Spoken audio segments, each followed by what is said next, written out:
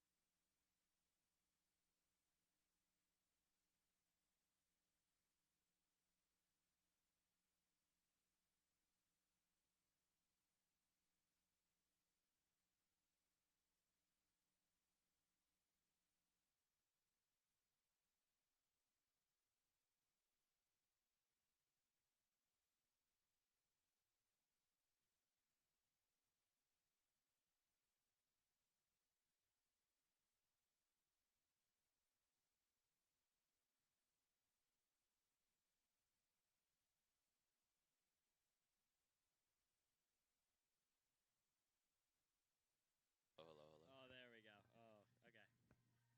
Hello? Yep, You can hear me? I can hear you. Can you hear me? Huh.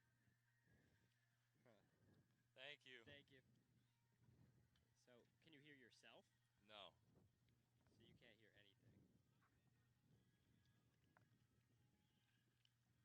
You can hear me though? Yeah. Alright. All right, let me Where's check. Hold on, let me try to go back.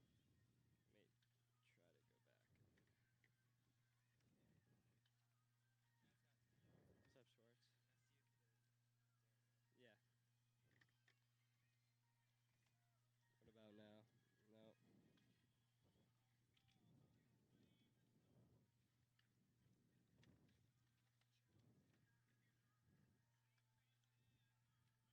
Okay, so that one works now.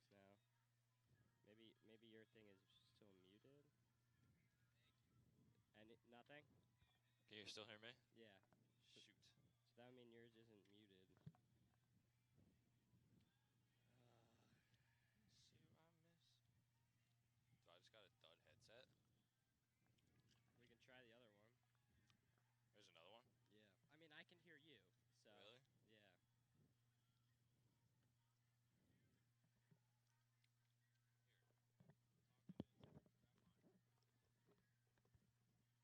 Hello, Hello? hello, hello. Yeah, I don't hear you. So this one isn't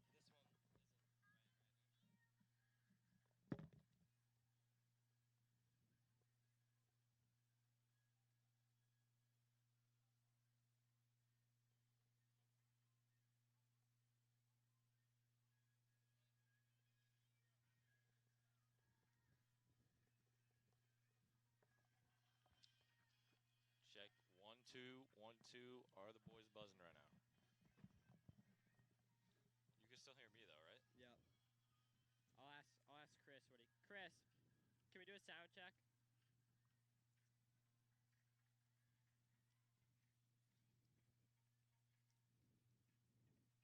Alright, check 1 2, check 1 2. No. Check. Nothing? Huh. That's odd.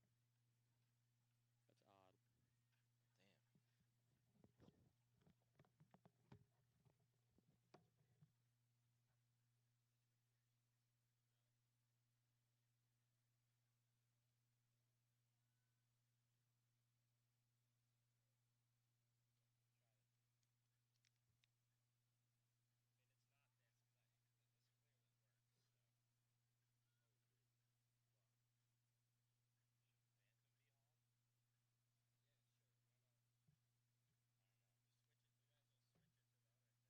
Hello,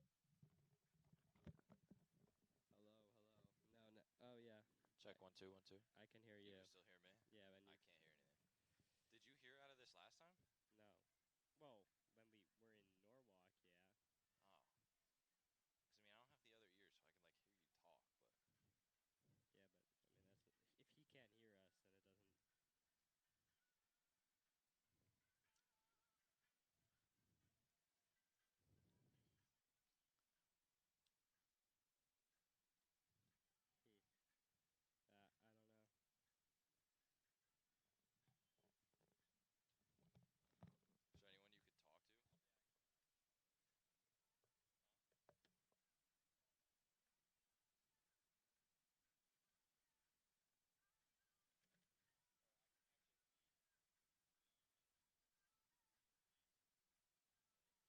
I don't know. Is there anyone you could talk to?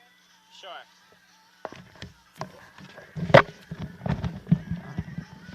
Anything? Okay. Wait. See if you can hear him too. Can you hear me? Oh. All right. Well, and you can't hear me still. All right. I can't hear him though in my headset. All right. We'll keep trying. Yeah. All right.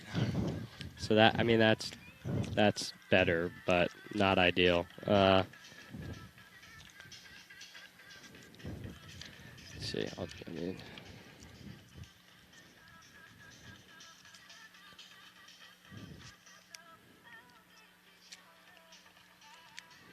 Hello, hello. Anything from me? Can see? Nothing.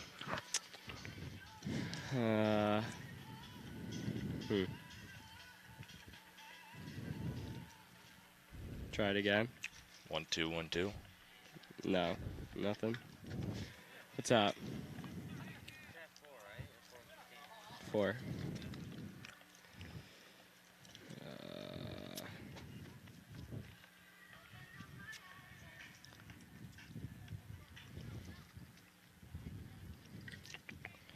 All right. Well, as long as he can hear us, that's good, right?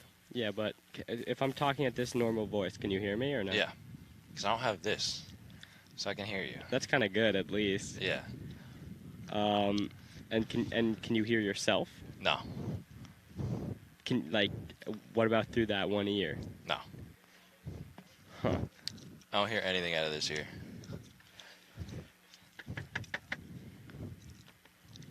Let me send it for a check.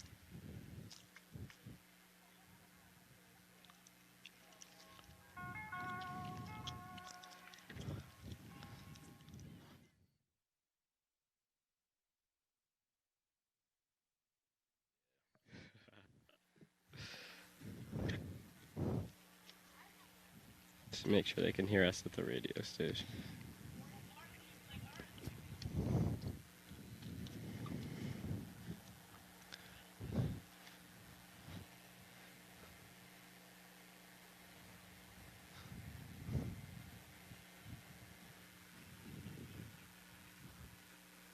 No, we weren't talking. You gotta tell us How you doing, Mike? How's it going? You gotta tell us you're live, buddy. Okay, now we're good. All right. I still got a dud. That's so annoying.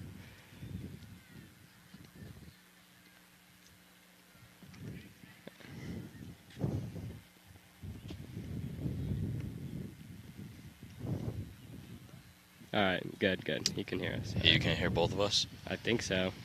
All right, just keep talking and. Da, da, da, da, da, da, do, do, do, do. Is that Dave? No, Mike. Not Dave. That's Mike. Yes, I don't know why I said Dave. It's Mike. We might get to see some Dave playing action today.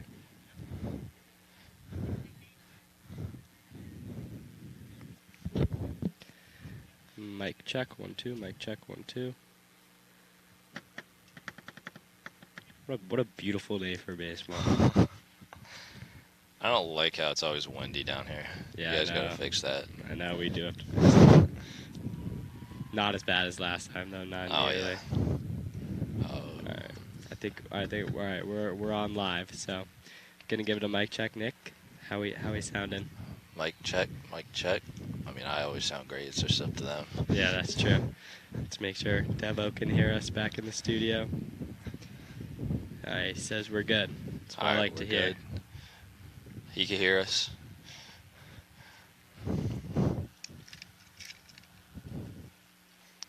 Alright, you want to... Here.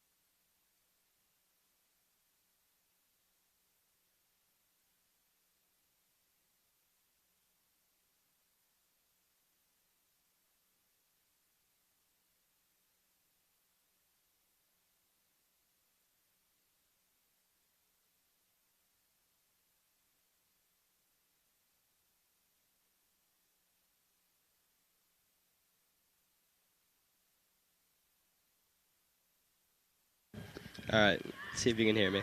It's probably a light delay.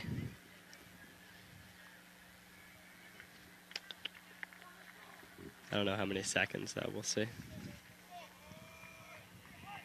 As of right now, I just hear fuzz. Okay.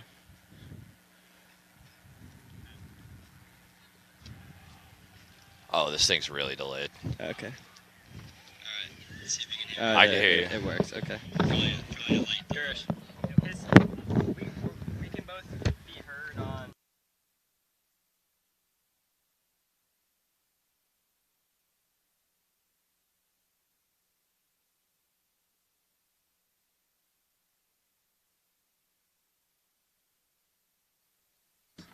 No, well, that I just muted that so I could talk to you. Now there's.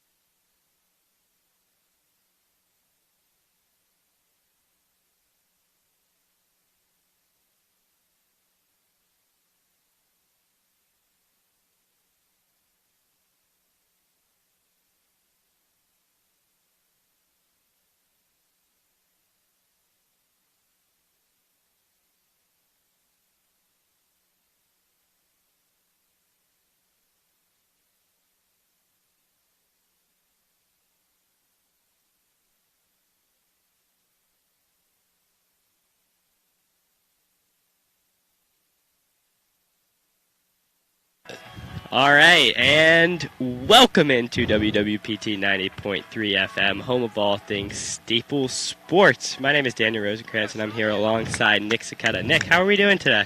Oh, I'm doing great. It's a great day for baseball. It should be a good matchup. Everything worked out well. Absolutely. We are here live at Staples Field, home of the Staples Wreckers, and the 3-seed Staples Wreckers are going to host the 14-seed Darien Blue Wave. Got an exciting game. Staples actually faced Darien in the last matchup where pitcher Chris Kennedy threw a no-hitter. Nick, what's it going to be like for Darien having to bounce back after getting no hit?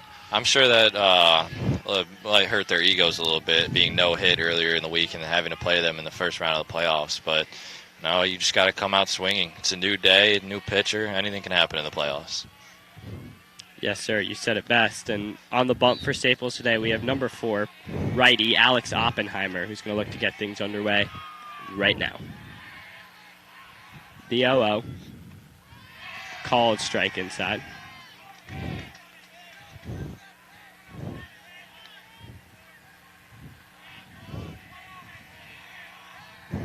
The pitch. And that's low in the dirt, ball 1. You know, absolutely gorgeous. It's got to be almost 90 degrees out here. Not so surprising. Slight breeze to cool you off a little bit. Yep. Always breezy down here at the Staples Fields. The swing. And it's popped up out of play. Kane looking to find it. And it hits off the roof of the dugout. Over there at third base is a man Nick and I know very well. Adam Kane. Love to see him getting the start today. Yeah, I'm really glad that he's out there playing third. A real brick wall defensively and always going to get you a hit at the plate. I think he's hitting about 500 right now, so Staples will love his bat to come alive today. Yep, you said it. And this leadoff hitter for Darien, Jake Horowitz, is now down 1-2 in the count.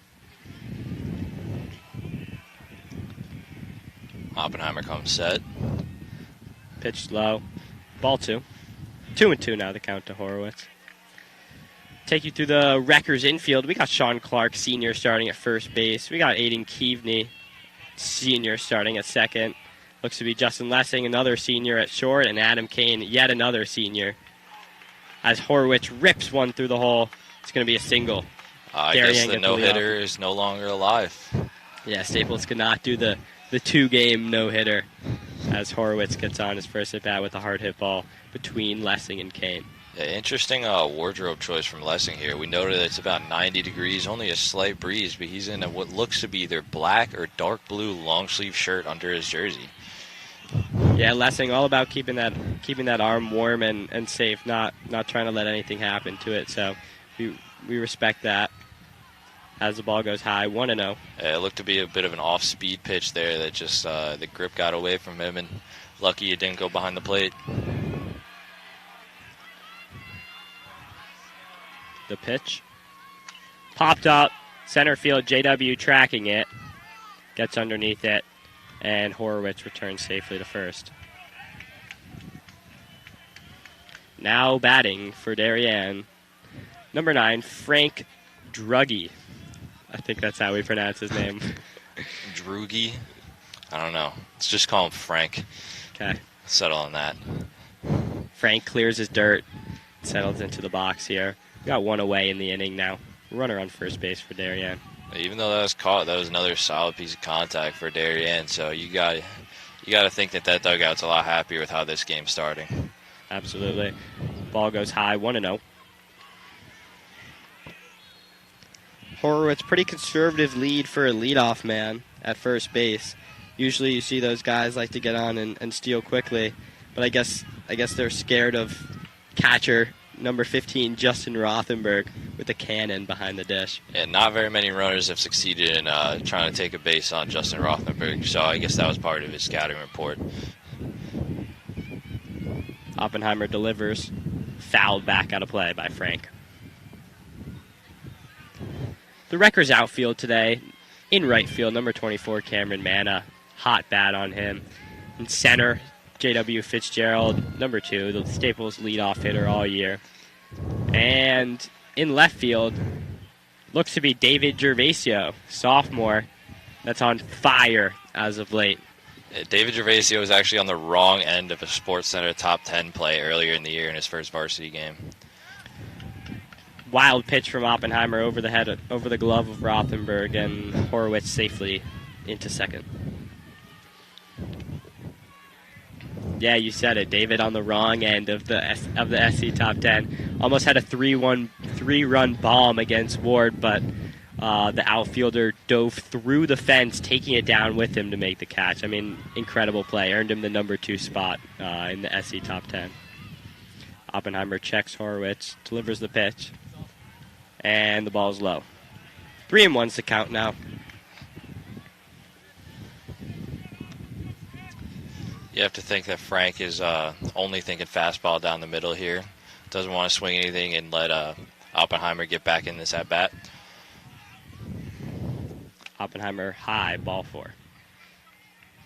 And Frank makes his way to first base.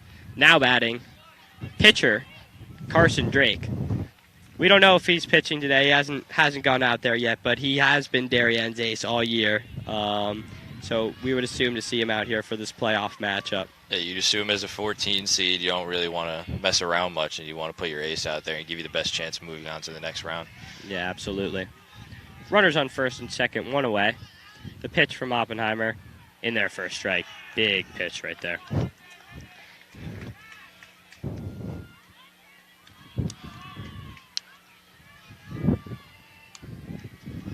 0-1 the count to Drake. And the pitch. Curveball in the dirt. Ball 1. Oppenheimer seems to be going through his entire arsenal of pitches here early on. We've seen a couple off speeds, having trouble locating that off speed, however. Yeah, he's got to look to find his spots early on in this game and get settled in. Fastball by Drake there for strike 2. 1-2 is the count.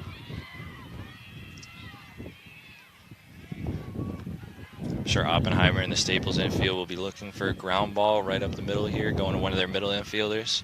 It's a force out at all 3 bases, or 3 bases. And then called third strike. Big fastball in there for Oppenheimer. Gets him looking. Now batting for Darien, number 37, Tommy Bach.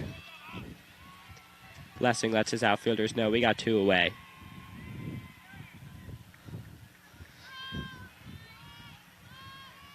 Oppenheimer comes set. Horowitz now dancing big over at second. Oppenheimer takes a step off. It forces Oppenheimer to step off there, but his middle infielders are shaded a little bit away from that second base, so just had to walk him back.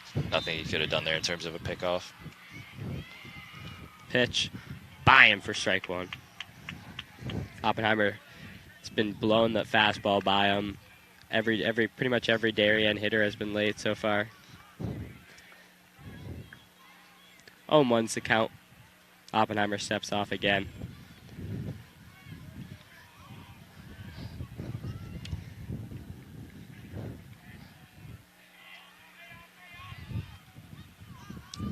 Bach, the 5th hitter for Darien, all of which have been righties. There goes strike 2. Interesting with the righty pitcher, Nick, having no lefties in the first 5 hitters in the order. How do we feel about that strategy? Well, your first 5 hitters are typically your best hitters. And the 0-2 fouled back out of play. So I don't know if Darien's coach really has that much flexibility in terms of these top 5, but if we go down the order and get to 7, 8, 9 hole and don't see any lefties, then I'm sure he'll be looking towards the pinch hitters early.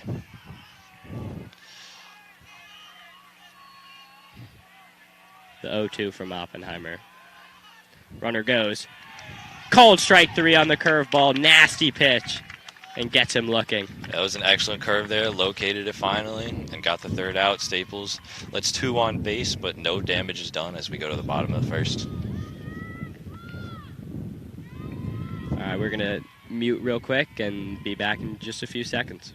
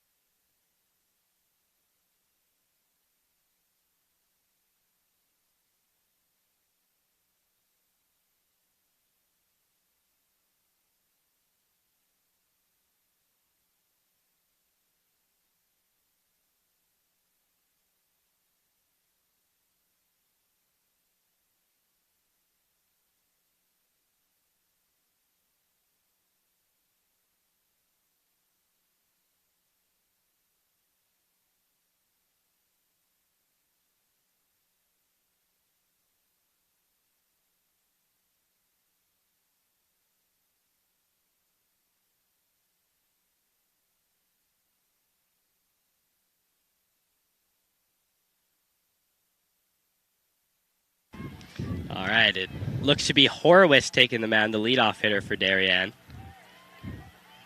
Don't know too much about this pitcher. He is a righty, though. Fastball, velocity. I mean, just judging off my eye, I'm no As scout. we're going through these warm-ups, I guess a bunch of fans have decided to take advantage of this great baseball weather, and we have a packed house here. Yeah, absolutely. I mean, been coming to most of these games throughout the year. This crowd is definitely at pretty much its peak right now, and which you love to see as a Wrecker fan and just a baseball fan in general. We got a bunch of youngsters here too. Some U8, I would have to guess, baseball players walking in front of us. Staples has a championship defense, so nice to see that after a year off, the town is still behind him and still filling the stands for the playoffs. Yeah, you are correct. Staples is defending this FCIAC title from 2 years ago, so a lot of people hopeful they'll run it back. Now in the batting box for Staples is number 2 center fielder J.W. Fitzgerald. Been noted as one of the faster players on the team. The pitch. Fastball upstairs. Horowitz with the quick release motion.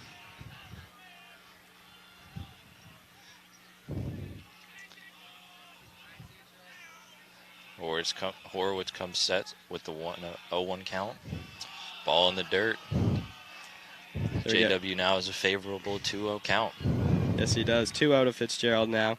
Staples bench really letting Horowitz hear it. I mean, it's got to be like 40 guys over there, and they are all on their feet and loud. And ball 3. 3-0 is the count now to Fitzgerald. Maybe Coach McFarland knows that he might not be able to play every single one of these guys, but he'll for sure have the loudest bench in the FCIAC. Absolutely. You know, Adam Kane loves his chirps. Adam Kane, fortunately, not a bench guy today, so he'll be getting his chirps in when Staples is batting, but he'll be out there in the field making some plays. JW gets on with the 4-pitch walk, and now in the 2-hole is shortstop Justin Lessing. I'd be surprised if Lessing comes up swinging on this first pitch here, especially starting off the game with a 4-0 walk. You want the pitcher to work as much as possible and run that pitch count up. Yeah, absolutely. JW steals first pitch and makes it in safely, diving into second base. That was a good throw, good tag, but JW is just too fast. And Justin Lessing worked the count to 1-0 now, so I still expect the take sign to be on from Coach McFarland. Yeah, 100% agree with that, Nick. Hasn't thrown a strike, so definitely going to be taken until he gets one called, even with a star hitter like Lessing. There it is, and fastball down the middle for a called strike 1. 1-1's the count.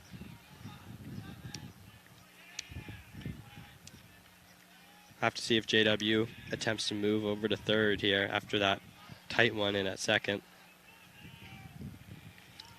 The pitch from Horowitz. It's low, ball 2. JW's taking a favorable lead at second with the second baseman creeping back in for a potential pickoff. Doesn't seem too phased about that. The 2-1 to Lessing. Off speed inside, ball 3. 3-1 now is the count.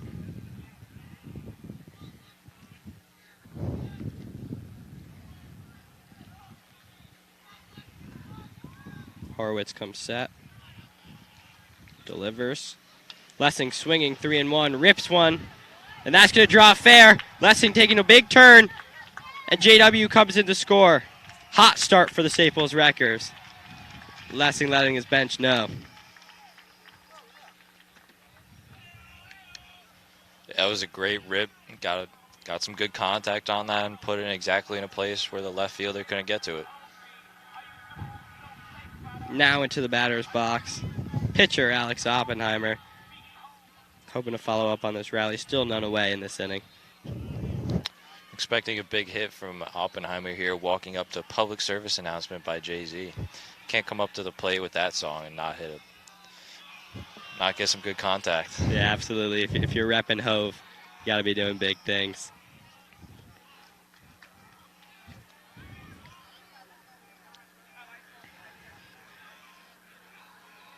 The pitch from Horowitz. And Oppenheimer takes ball 2.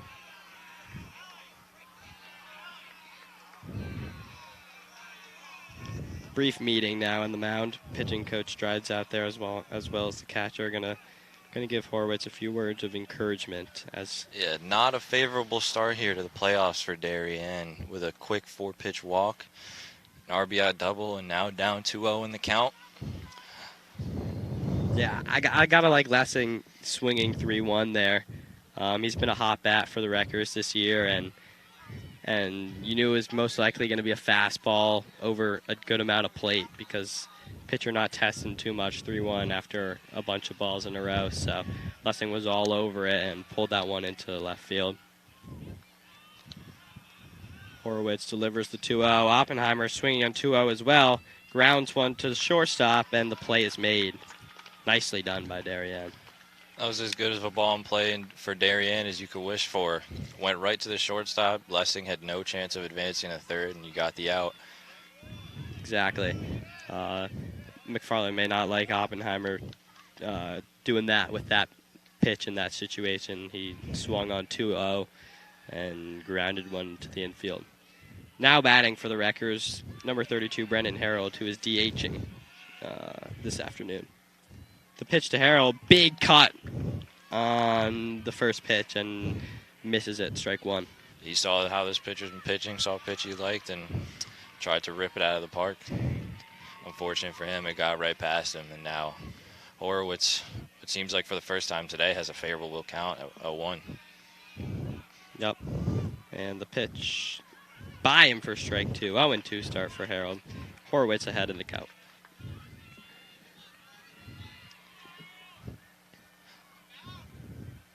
Lessing still stranded on second base with 1 away in the inning. Horowitz the pitch. Oh, and strike 3. Low in on the outside corner. Gets Harold looking on strikes. Not a good at-bat there from Brennan to come up swinging big on a 0-0 count and then to take the next 2 strikes looking. Now batting, number 24, right fielder Cameron Manna.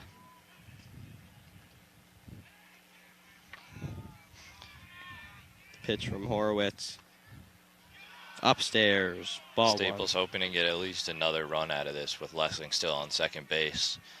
After a great start to the inning, they now find themselves with 2 outs.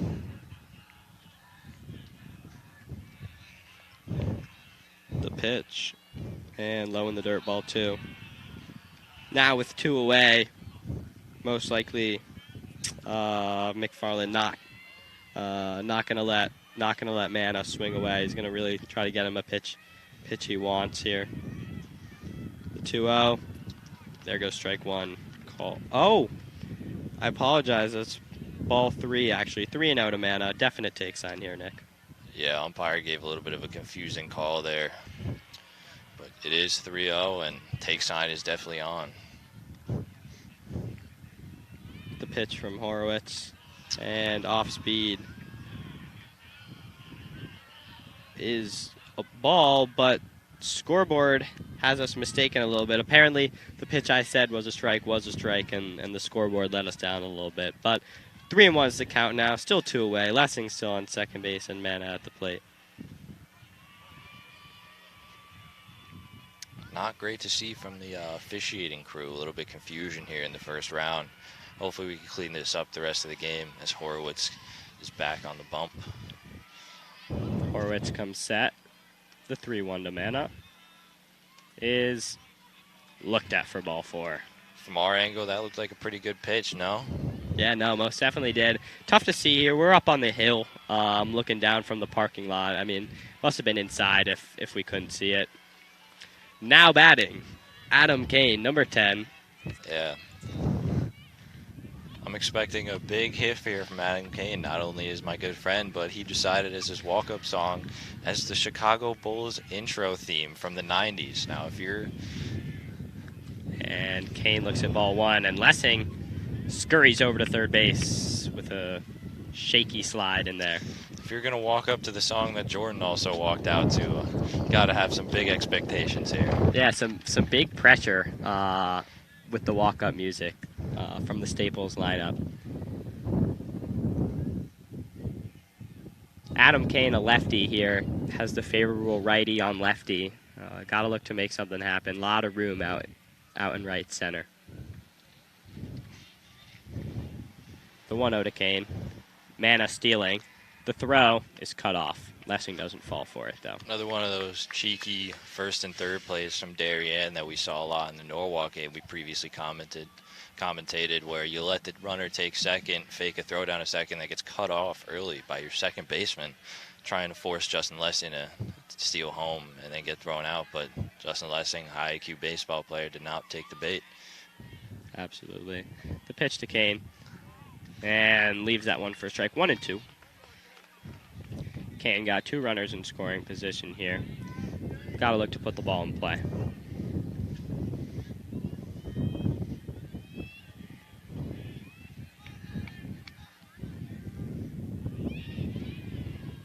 Horowitz comes set, delivers, and upstairs Kane leaves it. Ball 2. 2-2 is now the count.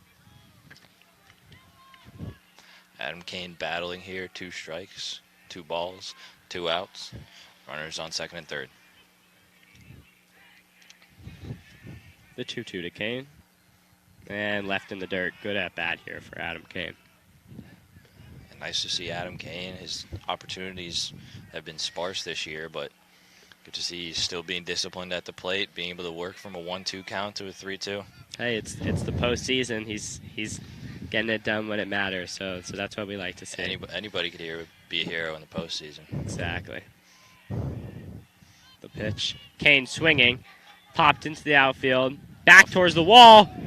Oh, and left fielder barely hauls that one in. Big bomb off the bat of Adam Kane. Yeah, just at the fence, or the so-called monster out here in left field. Not much of a monster, just a slightly taller fence. However, it looked at first as if the left fielder had some trouble tracking that. No? Yeah, looking right into the sun, but able to come away with the catch. That's warning track power in the opposite field for Adam Kane. Gonna be looking for some big things out of him. Yeah, I'm sure Adam Kane. That's the type of feeling you get when an MLB The Show, when they give you that favorable camera animation just for you to see your player pop out to the warning track. So yeah, sure. the perfect for an out. You really hate to see that. Same lineup back out there for Staples. I'm liking this all senior infield. Last time we called the game, it was very different. A lot of injuries throughout the year, maybe some arms not available, different pitchers, all that sort of stuff. Kind of messing up the Wreckers' groove, but it's great to see some of the boys I grew up playing ball with out there in the field.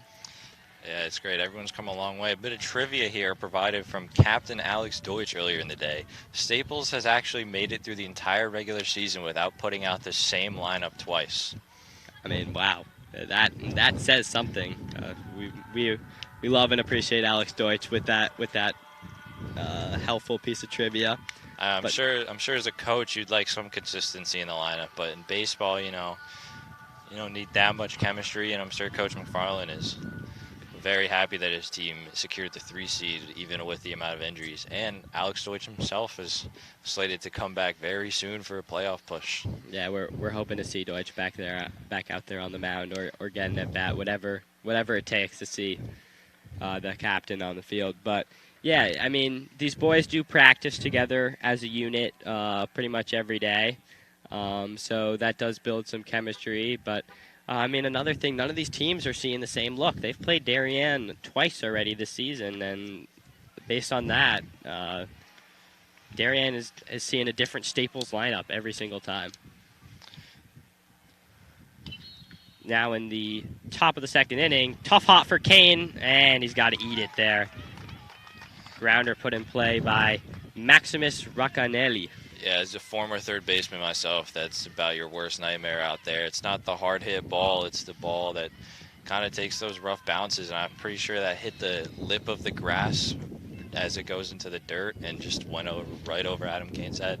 Tried to get a bare hand on it to see if he could salvage a throw to first, but runner gets to first base. Yeah, good play by Adam Kane, keeping it in front. Not much he could do with that atrocious hop. Oppenheimer, the pitch. and is bunted back foul. Yeah, Darien showing bunt here with a runner on first and no outs. Coach Kent Murphy would not approve of that bunt, but they're trying to win a playoff game, so Yeah, got to do what you got to do. Exactly, got to do what you got to do. Teddy Laird batting for Darien. Curious if he still shows bunt here, sacrificed all the way, or if he now swings. Yeah, no more surprise element. Teddy swinging at that one and fouls it back. 0-2 count. Maximus Roccanelli still at first. Potentially taking some inspiration on that name from Gladiator. And ball low. 1-2. Good miss there from Oppenheimer.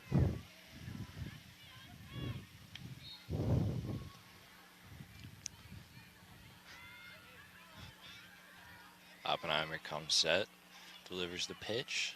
Oh, that one shallow center. JW coming in, not able to make the play. Still guns it to second for the force out. Heads up play there by Lessing and Fitzgerald. Take us through that one.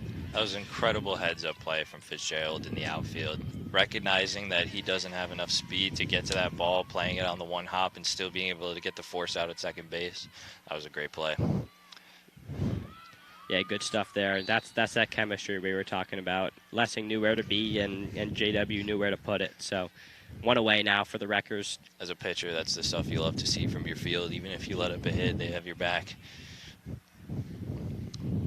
Oppenheimer delivers off speed, out of the strike zone, ball one.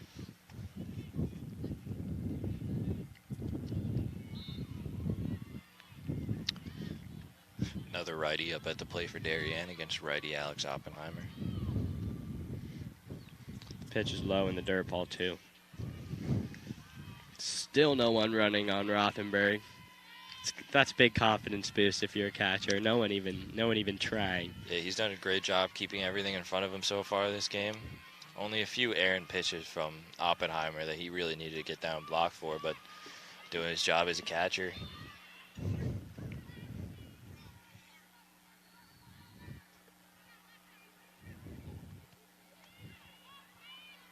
Oppenheimer steps back in. And the pitch. Runner goes. Roth throws down. And he's safe. Wow. Teddy Laird with the wheels beats the throw of Rothenberg. I know we were just saying that no one's running on Rothenberg, but that was about as perfect of a throw you can get. Put it right on a short hop to Lessing. His glove didn't have to move, and unfortunately Teddy Laird was just a little bit too fast. Yeah, the big cut, and I'm pretty sure the pitch was an off speed, did not help the chances there on that one. Good heads-up play to take that base by Teddy. Count is now 2-1. Oppenheimer delivers. Bomb into left center. JW tracking back. Dave there with him. Oh, off the glove of Fitzgerald. Runner comes around third. Big double there by Ryan Yusko. Yeah, bomb hit there off of Oppenheimer. Taken after the name Dr. Oppenheimer. Yeah, he is with that one. I mean, big piece of hitting there by the bottom of the Darien order. JW covered a lot of ground to get over that ball. Just hit off his glove. Maybe saw the fence coming in the peripheral and got a little worried there, but good effort. Yeah, I was surprised that JB was able to cover that much ground, but I was also kind of worried for him. I can't tell whether or not there's a warning track. I think I see a little bit of gravel out there, but he doesn't have much to work with in terms of telling where the fence is. So, best case, he doesn't get hurt, and he was able to get a glove on it. Exactly. Umpires now having a little conference. Nick, any idea what this is for? Yeah, I think as Teddy Laird was rounding third and trying to go home, I think there was a bit of contact made with him and Adam Kane at third base. So maybe that's my best guess as to what that conference was for. But Teddy Laird scored on the play, so there wasn't anything in terms of interference. Yeah, maybe Adam tried to set a little screen on him. Forgot we were playing baseball, not basketball, but didn't change the outcome of the play.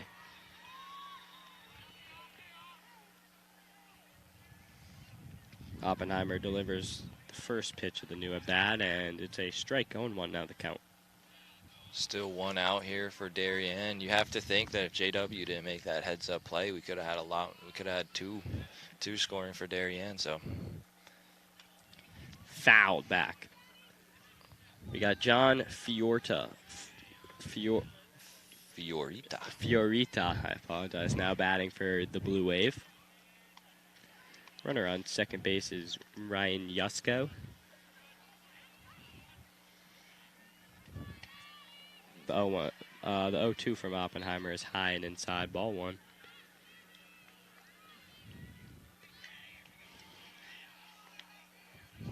Similar situation for Staples on the mound as Darien previously in the inning, just looking to get out of this with as little damage as possible. And the off-speed. Wow, that was a great off-speed pitch there from Alex. Umpire didn't want to give him that called third strike, and now he's at a 2-2 count. Yeah, did not get that one. The 2-2 from Oppenheimer. Fastball fouled back again, out of play. You have to think that the ball chasers for both teams are getting a lot of work in here with all these pitches going back and over the backstop. See the famous Jordan Schiffman out there beyond the right field fence. Yeah, we mentioned the fans in the stands, but beyond the fence, there's quite a bomb squad. That ball popped up towards the bleachers, and can't see, but does not look like any fans were able to make that play. 2-2 still. Great at bat here by Fiorita.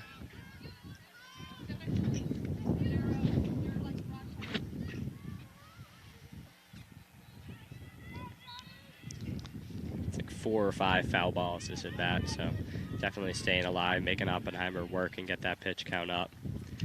Another foul ball back onto the school. I don't think we're getting that. Oh, maybe. Looked just for a second that was going to go on the roof. Last game we called at Norwalk, there was quite a few balls that ended up on the roof that stay there until someone needs to go on. Yeah, better the roof than through someone's windshield, so we'll take that. Yeah, that's about the only problem here with this beautiful Staples Field, being a little bit too close to the parking lot. I'm sure as a spectator you wouldn't like to park your car in a way of a foul ball, but quite a few people have. And that pitch from Oppenheimer was down low. He did not agree with that pitch as he is holding his palms up in the air, asking why that wasn't called a strike. However, umpire did not think that was one. Now we have a 3-2 count with one out as Oppenheimer delivers a called third strike, and he got that call that he wanted on that previous pitch. Finally gets the call there, as now the top of the order comes up for Darien.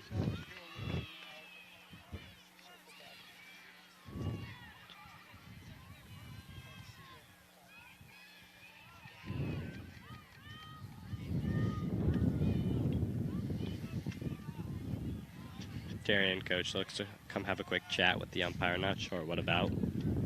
2 away now in the inning. Top of the second. Umpires having to do a little bit more than just officiating this inning. Maybe potentially, I see him looking through a lineup card. I see some kids with Colony Pizza. What am I missing out on right now? I don't know, but if there's Colony, I might have to leave you here for a little bit. Perhaps we take a stroll over between innings, see what all the commotion is about. We'll give you guys a pizza review. Oh yeah, one bite. Everyone knows the rules. We can do that for you. Breeze picking up here a little bit. Apologize if that comes over through the stream, but not much we can do about wind. Exactly. As announcers, been through that before. Not a pleasurable experience, but it's got to tough through it. Oppenheimer. Oh, never mind. Umpire is still without a mask on behind the plate. Now he seems to be getting in position, and Oppenheimer can finally take the bump, looking to get this third out.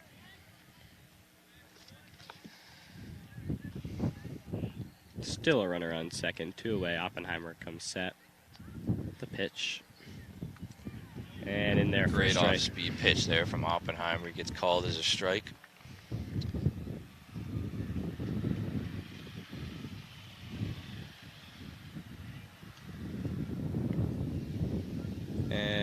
0-1 from Oppenheimer in the dirt.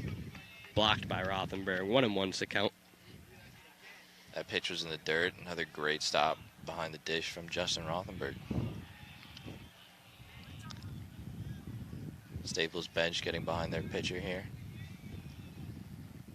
The 1-1 from Oppenheimer. Another off-speed for a strike. He's getting command over that off-speed now, which is something you like to see. Started off a little bit shaky and out of control, but as the game's going on in this top of the second, he's got a lot more control of that off-speed, which is great if you're Oppenheimer. Runner goes. Popped up. JW tracking that one. Right. We will take a break for the middle of the second. Stay right where you are. We will be right back.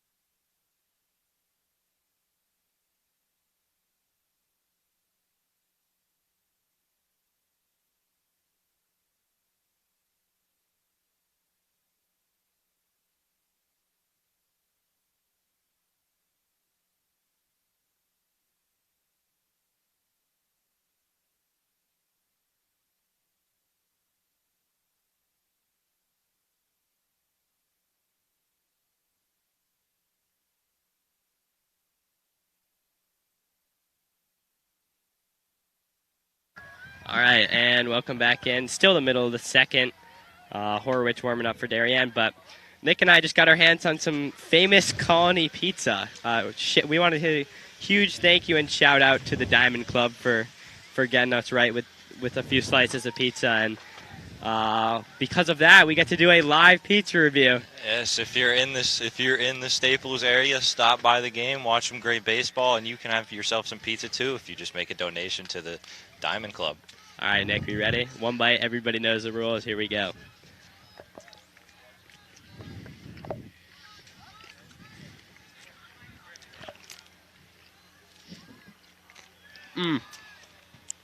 Wow. Good as ever. Colony doesn't miss. Oh, my God. Out of 10, best pizza in this area. I gotta give it a 9.2. What are you thinking, Nick? That's really high, you know. I'm an experienced pizza eater. I've had my Sally's. I've had my Frank Pepe's. For that reason, I think I'm going to give it an 8.3. Still would never turn down some Colony pizza. Yeah, can't ever do that. But both high scores. Gotta go get your hands on some Colony if you're in the Staples area right now.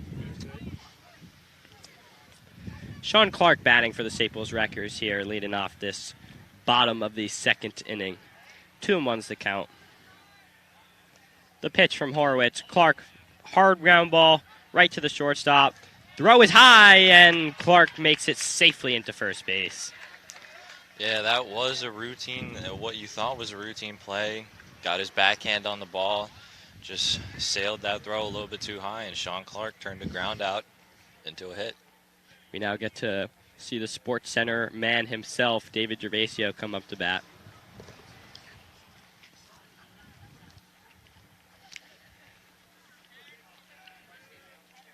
David repping number 42.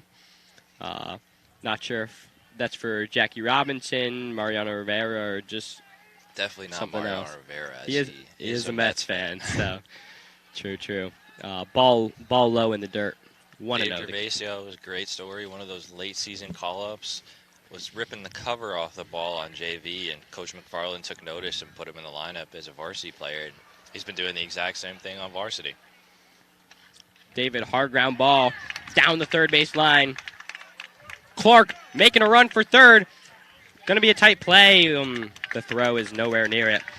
And almost on cue, as I said that, he has another great piece of contact down the third base line into a place where third baseman couldn't go out to get it, and the left fielder had a lot of space to run, and a great heads-up base run from Sean Clark to take third base, and because of that, Dave Gervasio comes out with a standing double. Yep, and David, good baseball IQ as he saw the throw go to third, makes his way over to second. Dave, like his brother Matthew, has some wheels. I don't know if you have any predictions, but if we got a Dave versus Matthew 40-yard dash, who are you taking to win that one? I think I might have to take Matthew. Me too. More experienced legs and. Speaking of Matthew, one of my patented lines: death, taxes, and Matthew Gervasio pinch running. So expect to see him here take the base paths, probably in the later stage of the game, trying to steal some extra runs. Now batting for Staples, Aiden Keaveney. Starts off the at-bat 2-0. Keaveney a lefty, like Adam we saw earlier, and them two are going to try to fight off this righty pitcher for Staples. Rangers having a lot more variety in terms of their batters. It seems to be that every at-bat's a switch off between a lefty and a righty, which is what you like to see as a coach. Yeah, for sure. Staples has a lot more guys on the bench and a lot more guys they can use, so being able to mix it up is something that makes this team so strong. High fastball called for a strike there. 2-2 is now the count.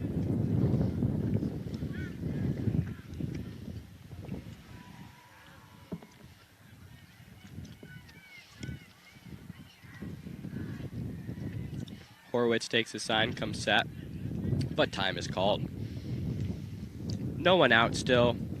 David Gervasio on second, Sean Clark on third.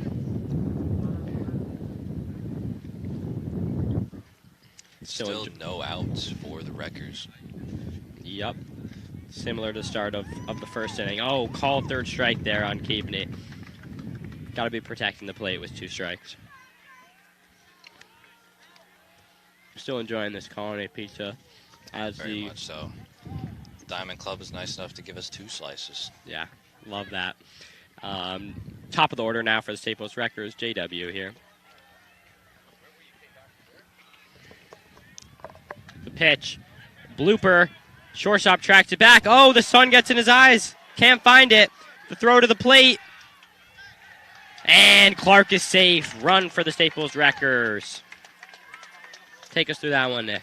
Yeah, it's just an unfortunate instance for the shortstop. He got a light blooper. I originally thought it was going to be just strong enough to get over the top, but it was actually in a perfect place for both middle infielders to catch it. But looking behind me here, I can definitely see that the sun would be right in that shortstop's eyes and could not get an eye on the ball, and Sean Clark ends up scoring on that. Now, the play at the plate was actually really close, considering that Sean couldn't leave before he knew the pitch, or before he knew the ball had hit the ground.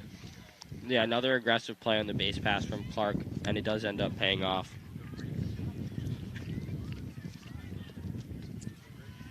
Justin High Sox Lessing making his way into the batter's box now in the 2-hole. He's got runners on first and second. Fast runners, though. Perhaps a little double steal. Ball in the dirt. Mentioned his socks. I happen to enjoy that look, the pulled-up pants with the striped socks. My Road to the Show player has a similar style. Road to the Show, for those that are not familiar, is a mode in the popular video game MLB The Show. Lessing rips that one up the middle for a base hit. He's 2 for 2 on the day. David Gervasio rounds third and scores standing up. 3-1 Wreckers. First baseman cut off that throw going to the plate. No chance to get the fast David Gervasio rounding third.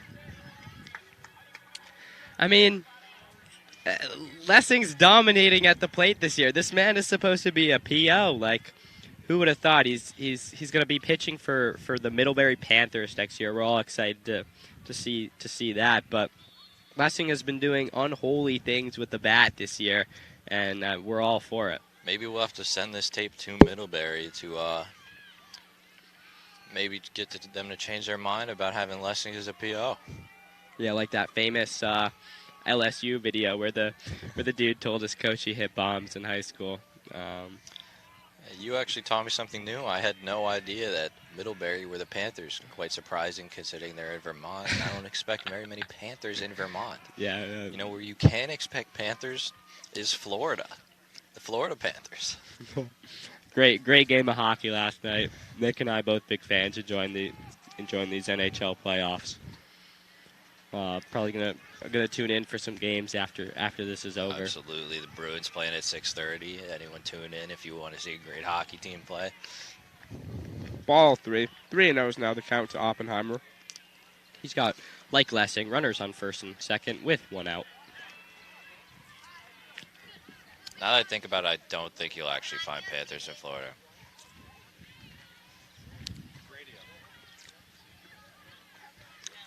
And ball 4, close but no cigar for Horowitz, and loads up the bases. You'd assume that most people are here to watch this great playoff baseball game, but the radio station here, along with our camera crew, has gotten a couple compliments, so we thank everyone for the nice words, and I'm sure the entire crew will continue to work hard. Yep, absolutely.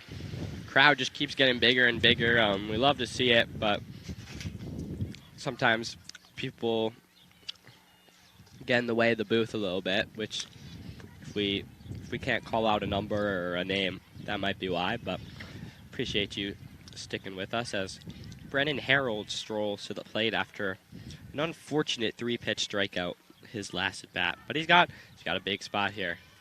Yeah, we just went through a mound visit right there.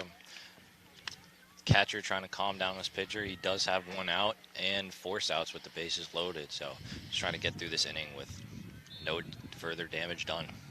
Harold leaves the first pitch high, but it's a strike. Interesting to see Harold take a pitch. Take a pitch there, considering he went down with 2 consecutive strikes looking at his previous at-bat. I'm sure the coaches want him to continue to swing the bat, but it's a 1-0-1 count. Oh, another strike. Harold not seeing the ball too well today.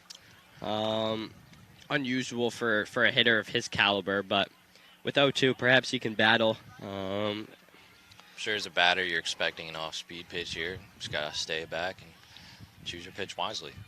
Fastball, and gets Harold. Oh, foul ball, they say. Harold gets another shot. Interesting fastball over a lot of plate there on the 0-2. Usually you see a pitcher try to make him chase there.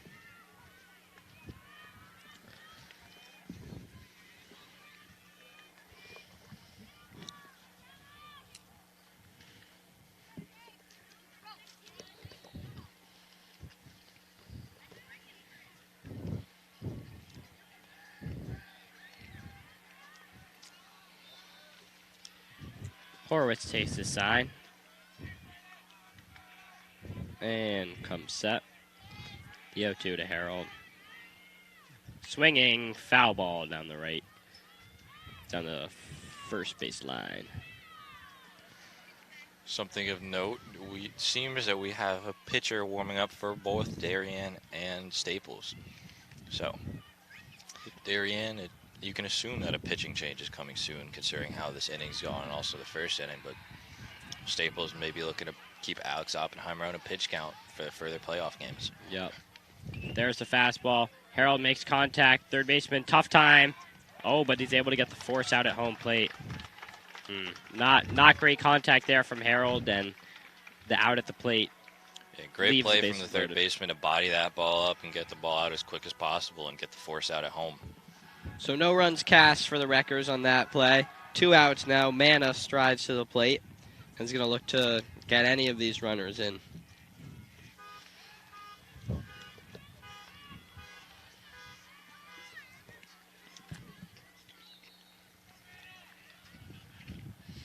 Big spot here for Cameron Manna.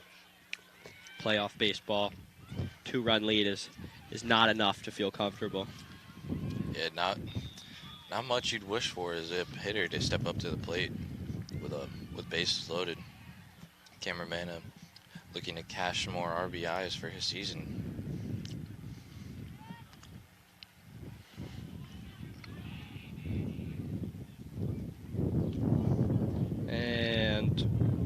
First pitch is high ball 1. I think Mana was trying to make a little bit of a case that that ball had actually tipped him as he's taking a walk around the backstop here, maybe trying to walk off what he thought was a hit by pitch. McFarland pleading his case with the umpire and does not get much from that. A hit by pitch there would be huge, as it automatically brings in a run with the bases loaded. Yeah, good point there. The 1-0 from Horowitz. A definite strike down the plate. 1-1's the count.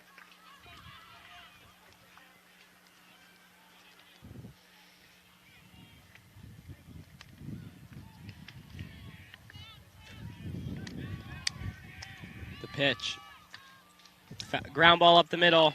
Should be an easy step on for the shortstop. Gets the force out at second base. One thing about the bases loaded. Staples finishes a strong inning, driving in 2 runs, making the score 3-1 in favor of the Wreckers as we head to the top of the 3rd.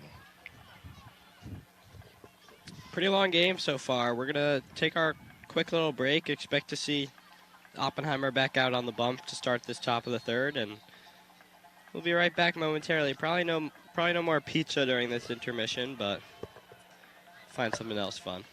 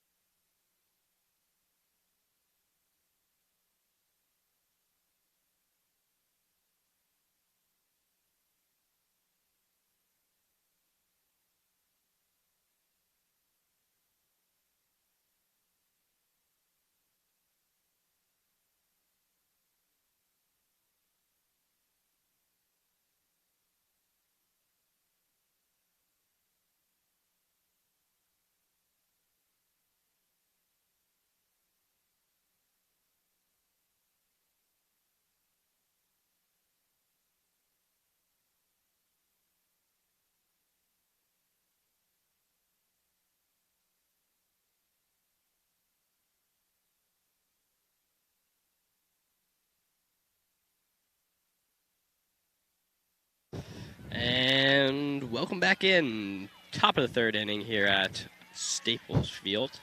Oppenheimer still on the mound, delivers the 0-0. And ball 1.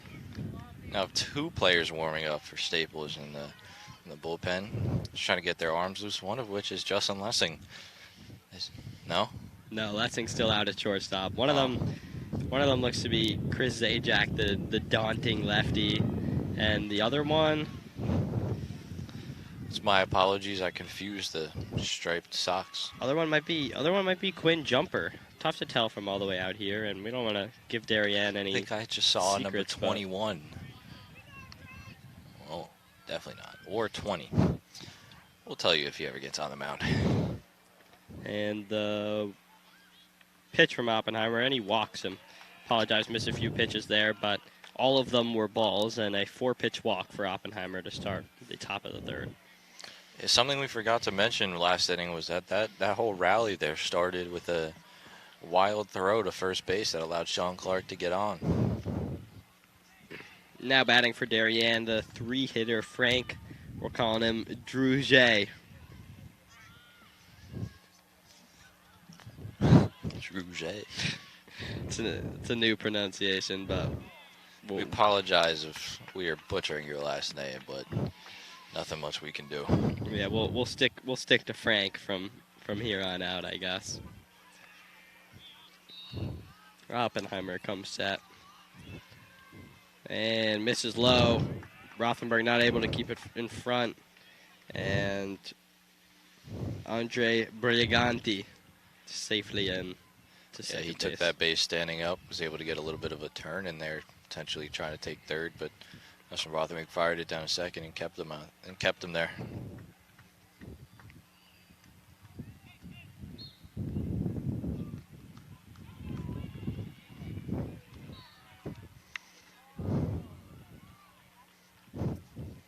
Oh, another wild pitch from Oppenheimer, and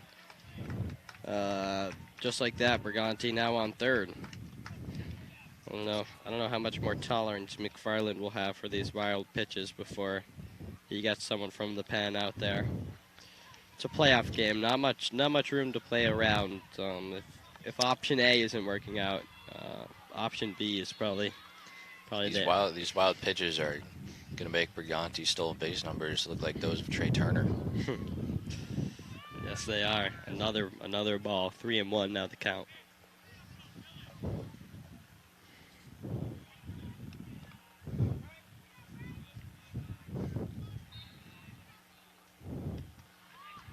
Ball 4 high. And there goes McFarland. Will this be a mound visit or just right to the pole? No one seems to be moving out of the bullpen, so as the infield gathers, we'll tell you whether or not it's just a mound visit and the ball is being taken from him, and we will be getting a new pitcher for the Wreckers. Oh, look at that.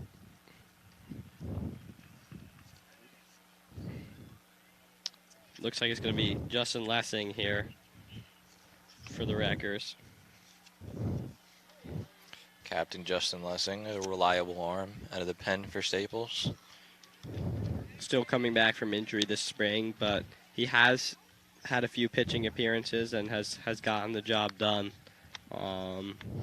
as expected. So Lessing, Also, no stranger to the playoffs here is Lessing.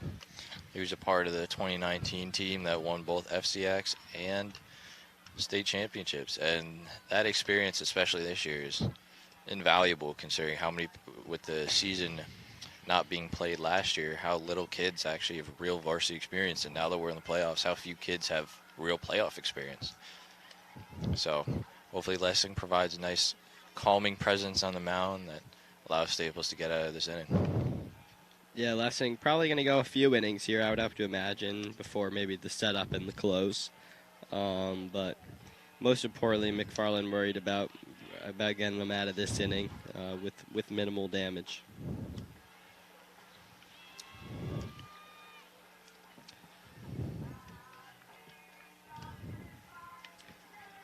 Lessing's walk-in music is the Iron Man theme. Believe that choice was picked out by a good buddy of mine, Henry Portman, which was given to Lessing and suits him well. So Lessing signals for one more, and I'm gonna get this underway.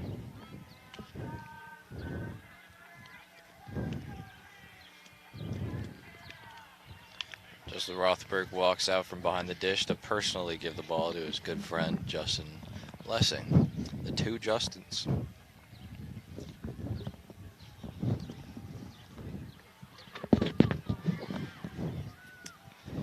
McFarland with some final words for his team before they get things back underway. My phone is not having it with me today.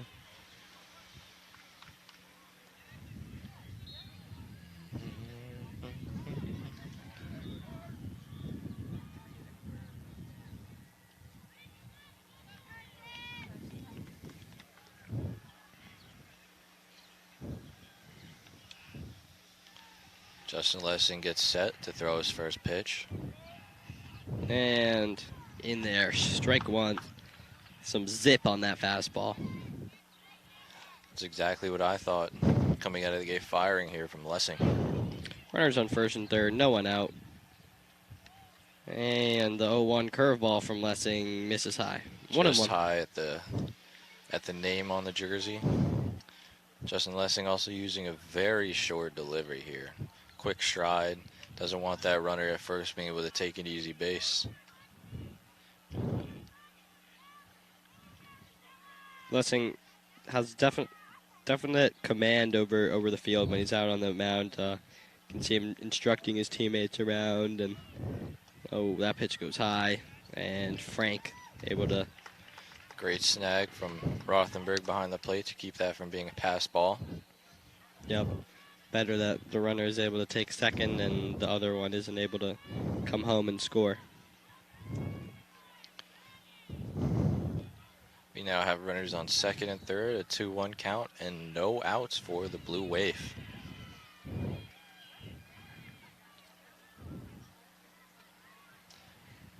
Another ball low. 3-1's the count. Wreckers really just gotta throw strikes. I mean, Coach McFarland's going to be praying for a couple short pop flies here to keep the runners on second and third without scoring. and there goes a strike. Batter behind on it. 3-2. I believe hitting now is Carson Drake. Not to get confused with popular rapper Drake. Or NFL running back Kenyon Drake. Yes, exactly. And Lessing walks him, loading up the bases. Tough start.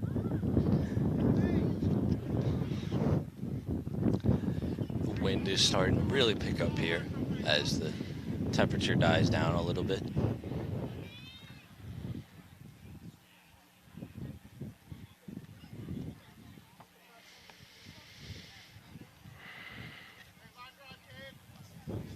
Justin Lessing looks in for his sign. Gets set with the bases loaded and no outs. Another one low. Lessing, not sure if it's a mechanics thing, a mental thing, but not able to find the zone here. Good news is for Staples, with your corner infielders up, your middle infielders back, you have a force out everywhere. There's one, and it's fouled back. I mean, these hitters can't. When he finds the zone, these hitters have not been making solid contact. So Lessing, I'm sure he knows it. I'm not giving him any new information, but it's just gotta be pumping strikes. As a big gust of wind, and someone sits right in front of me. Can't be doing that. Come on.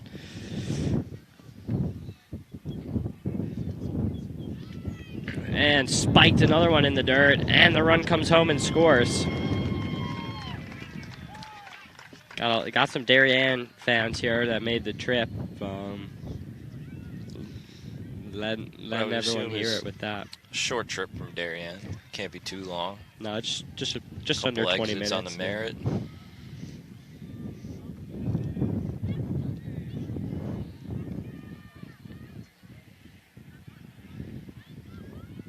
And another one in the dirt for Lessing. Luckily for Lessing, that one hit the base of the backstop and came right back to catcher Justin Rothenberg. So, not even an attempt from Darien to steal home there. Not the start you want to the playoffs. If you're the Staples Wreckers, using a lot of arms and not a lot of strikes being thrown. Ripped into the center field. JW underneath that one. The throw is caught by. Oh, it's thrown over to third. And nothing doing there. So a run tags from third and scores, tying up the game at 3. And one away now in the inning. That sacrifice fly puts us at 1 out. Not a force out on the base paths for Staples to take, but I'm sure they're looking for a ground ball right to the infield, as their middle infielders now creep up to the edge of the grass, not wanting that runner on third base to be able to take home easily. We've now seen a couple pieces of solid contact here from Darien that have gone right to the outfielders.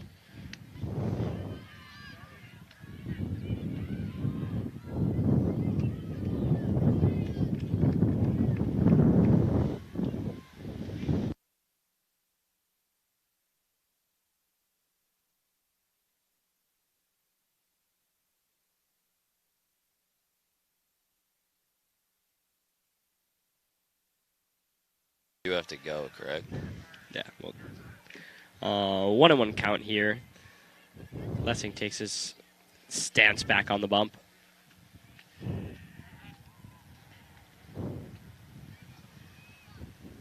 And the pitch. High. Ball 2.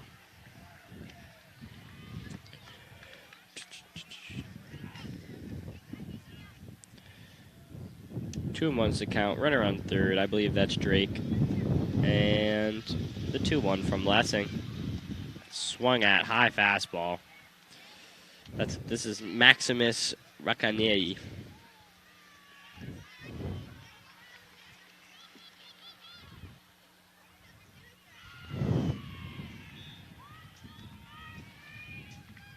And the 2-2 in there. Strike 3. Struck him out. After a rough first couple batters, Justin Lessing seems to have found the zone again. Yeah, look, for him, probably looking to get into a rhythm here, keep the momentum up and keep the rhythm high. So not that much time in between pitches. Probably coming back with the fastball over the middle right now. And he does just that. Strike 1. That pitch was close to the nameplate on the jersey, but umpire gave the benefit of the doubt to Lessing. The 0-1. Strike 2. Misses swinging. When Lessing came in to pitch, we had Chris Kennedy come in to play short off the bench. Good glove on the junior. The 0-2 from Lessing. Another fastball. Ooh, just misses high. Same spot as one of the other called strikes, but umpire decided not to give him that pitch that time with a 1-2 count. 2 outs and a runner on third. And another high fastball. Lessing Doesn't seems get to it be to targeting that upper portion of the zone here. Not wanting anything to maybe get through the infield here. Yeah, good point. Another high fastball. Nothing doing. Lessing missed low a bunch in the start of the inning. Perhaps he's doing a little overcorrecting. Full count now. 2 outs. Runner on third base.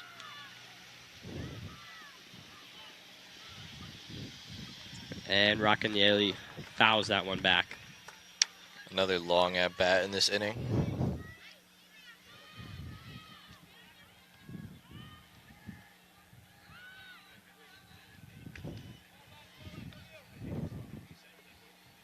Full count pitch.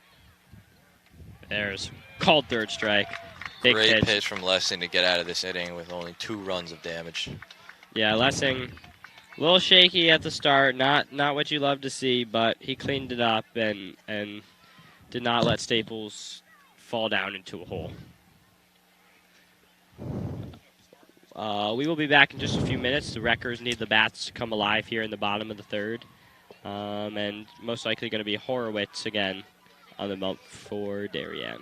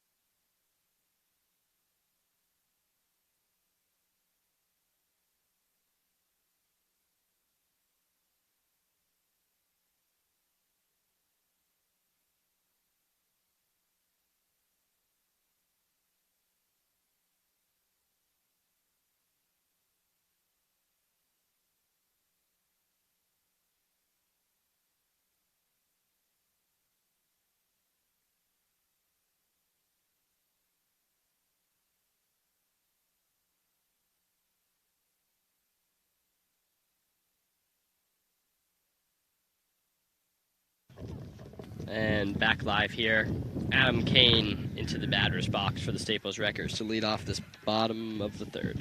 Can't help but get hype with him to his walk-up music. Yeah, nothing hyper than that. Got the whole Kane family here, it looks like. Grandmas, cousins, everyone out in attendance just to support their boy. Got the video cameras out too. Big AB here. And Kane leaves the first two in the dirt. Starts off 2-0.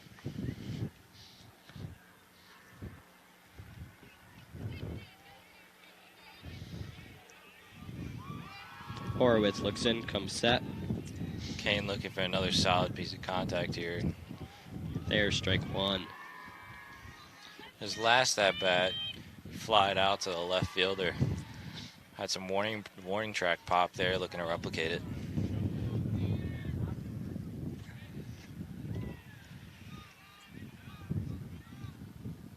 Oh, he leaves that one high. Good eye there. 3-1. Good eye on Adam Kane. Not chasing anything out of the zone.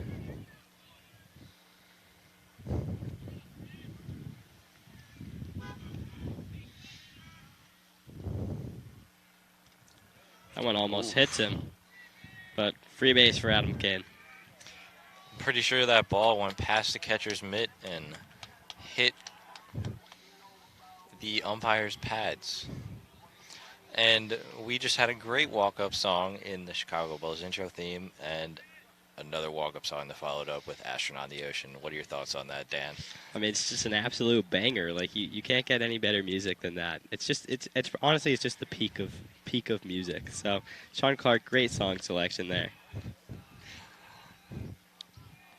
I'm wondering why he didn't go with one of the various remixes to that song. Good point. I don't know what the walk-up song capabilities are here. I don't know if SoundCloud is included, but perhaps they could have made it happen. As Sean takes that first pitch as a strike, an 0-1 count with Adam Kane on first.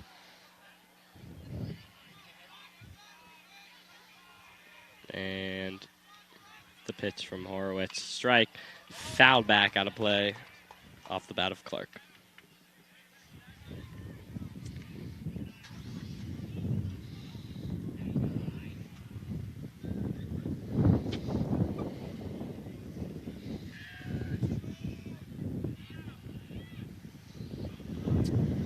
Sean Clark steps back in the box with an 0-2 count now as he just fouled that previous pitch back.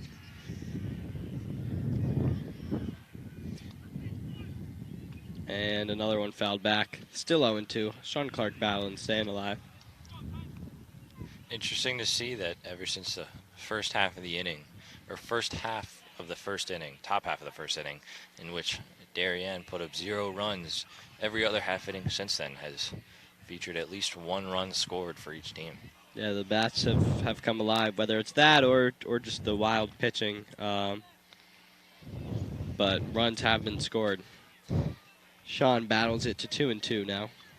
That 0-2 pitch that was called for a ball, got away from the catcher. Adam Kane, not known for his speed, however, had no intentions of trying to steal second base. Yeah, no. Kane, not that much of a speedster on the base path, but that doesn't mean he isn't smart out there, so he'll know when it's his time to make his move. Sean Clark with another foul ball on that 1-2 pitch. Quite a few foul balls here in this at-bat. Seemed to be an off-speed pitch that he just decided to fight off.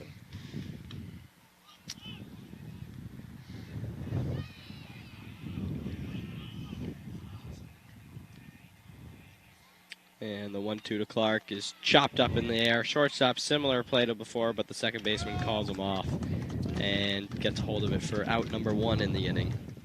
Yeah, second baseman did not drop that. However, surprisingly, his sunglasses are on top of his hat instead of on his eyes.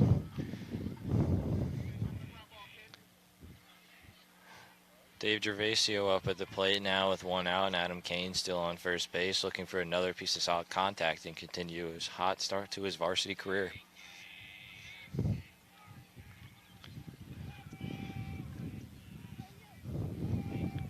And David Gervasio, fly ball left field. Left fielder under it and secures the catch for the second out. That left side of the outfield getting a lot of work here between the Staples batters. Yep, looks like the lefties have been pushing it opposite field, but the righties have been pulling the ball. So, not exactly sure why that is, but not too much doing in right field for the Darien right fielder. Aiden Keaveney now batting for Staples. The pitch. Called strike one.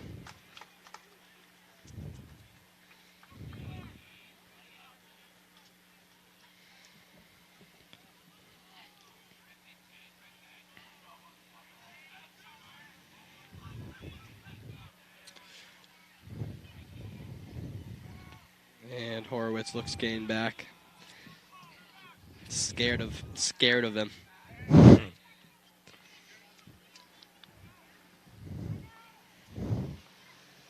Horowitz stays on the bump, comes set. Adam Kane takes his lead at first, delivers the pitch, and Chopped foul there by Aiden Keaveney. 0-2 early on. Seems that ball got a little bit too inside on Keaveney and just decided to fight it off. Weak little blooper there down the third base line. Still 0-2 with 2 outs. Staples looking to not leave Adam Kane stranded on first.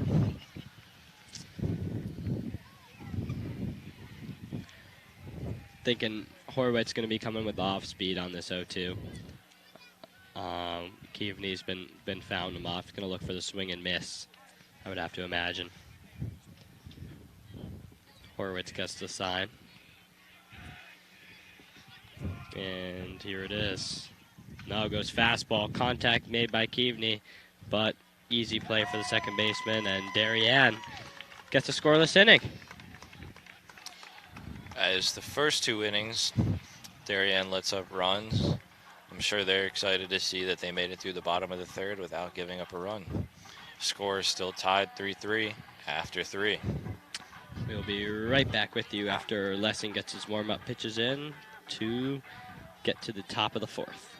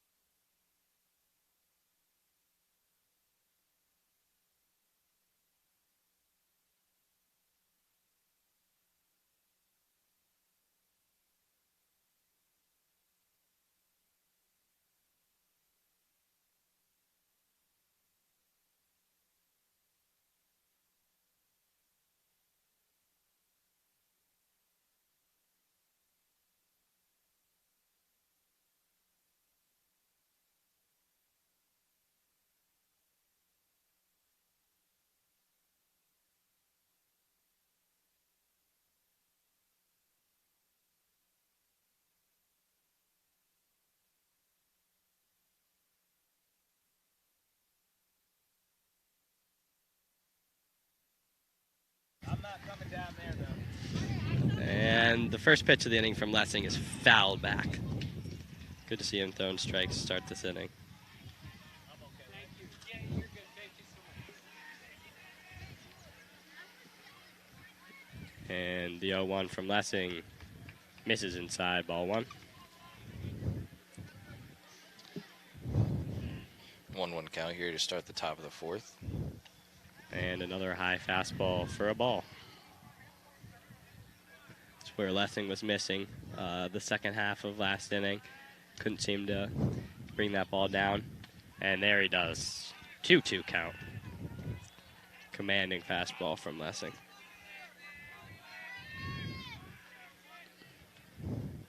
And gets the swing and a miss. Strike 3. Quick strikeout for Justin Lessing. I think that's one of the first times we've seen the ball thrown around the horn there.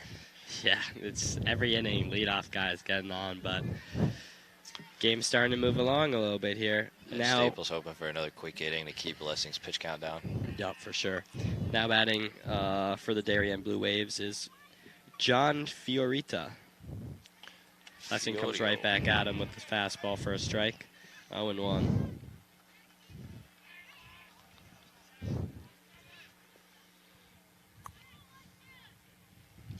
Now gets him with that changeup. Oof, nasty. Lessing quick back into the lineup. Not wasting any time here. Knows Nick and I got places to be. Well, And strike 3, high fastball gets the call. 2 away in the inning. great start from Justin Lessing here. 2 quick batters, 2 quick outs. He must know that the Bruins play at 6:30 and he wants to go home and watch. Top of the order now for the Blue Wave. And Horowitz comes to bat. Pitcher against pitcher right here. And starts him off with a off speed, it looks like, low and away.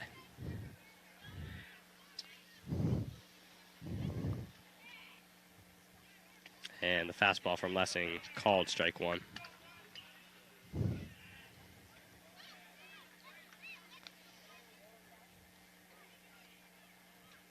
And high fastball. 2-1's to count. Hitters count now for Horowitz.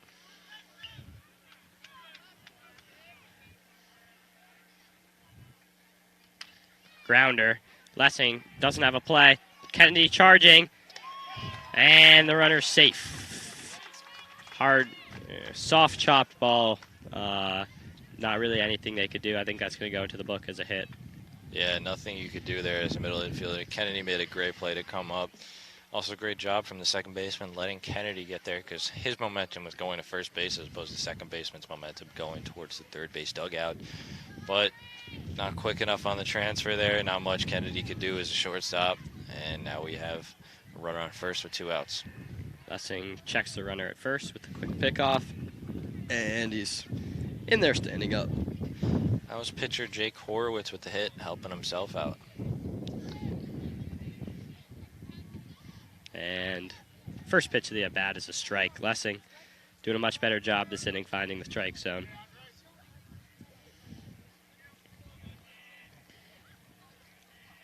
Gets a sign from Rothenberg, picks off again. I don't know if I want to see that out of Lessing. I feel like he's been finding the zone. He's just got to keep going at these hitters. You gotta wonder whether or not that's a... Oh, never mind. Ball is ripped into the left field. David Gervasio keeps it in front. Just going to be a single there. But big hitter, Frank Druget, now batting. Yeah. I think we should come up with a new pronunciation for it every time it comes up to the plate. Okay. What do you got? I took the last one. You do this one. Ooh. I don't want to include the word. Don't want to mispronounce. I'll come around next time. Okay. Frank, the 3-hitter for Darien, batting, gets a fresh count. Runners on first and second. The pitch. Fastball low. After what was a great start to the inning for Lessing, 2 quick outs, he now faces runners on first and second.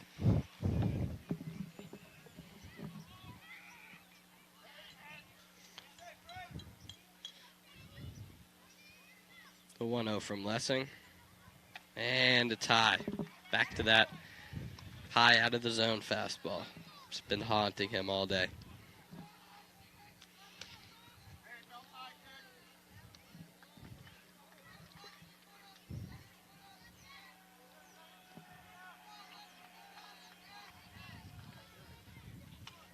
And fastball over the plate. Fouled. Out of play by Frank.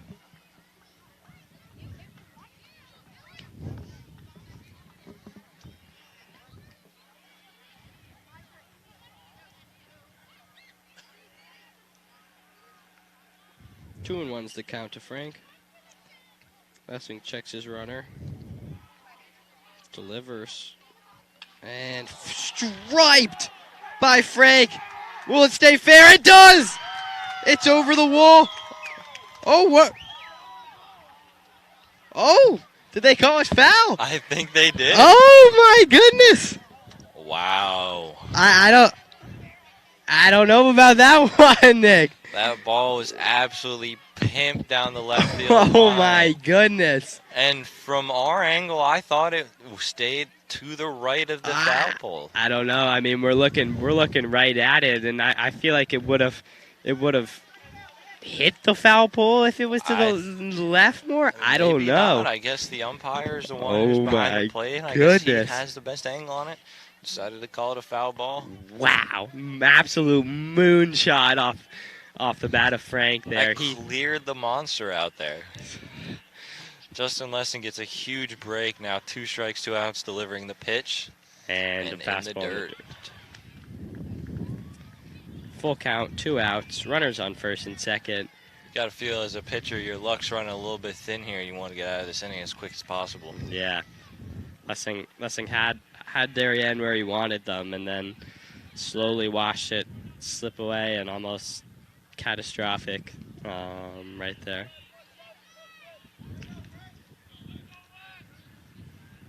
Big pitch right here. Lessing delivers. Oh, another rip. Oh, my God. That one's back. Oh, and Mana's under it. Wow. I think I just heard the entire town of Westport let out a sigh of relief. Oh, my goodness. First you have the home run ball that is called foul, and it comes out and stripes another one, this time to the right center gap, and just goes right to the warning track. Staples gets out of that inning with no runs allowed. Oh, my goodness. No runs allowed, but a lot of stress in that one.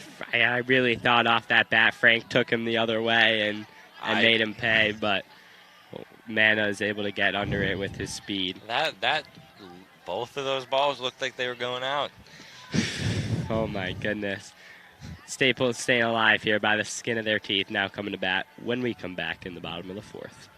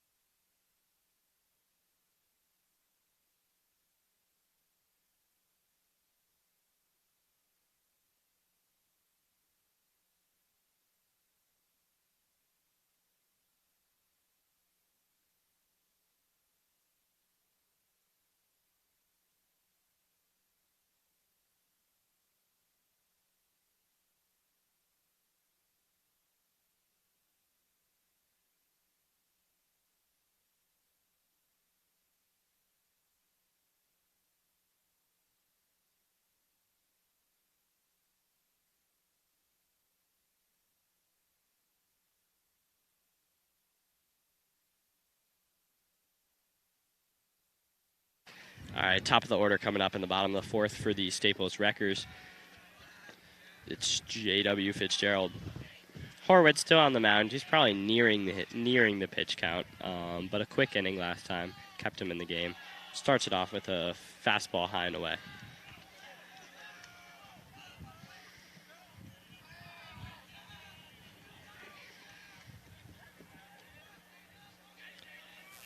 And here comes the 1-0 from Horwitz. In there for a called strike 1.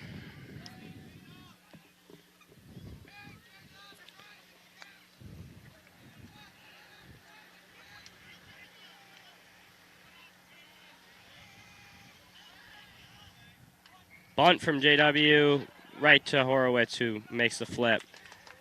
Speed of JW almost got him, but a perfectly clean bunt defense there by Horowitz. And yeah, unfortunate on that drag bunt that it bounced right in front of the plate and just went straight back to the pitcher. Lessing, who's 2 for 2 on the day now, walks into the batter's box here. He has been pitching, though. See if that gets in the way of his rhythm or if he can still make them pay with the bat.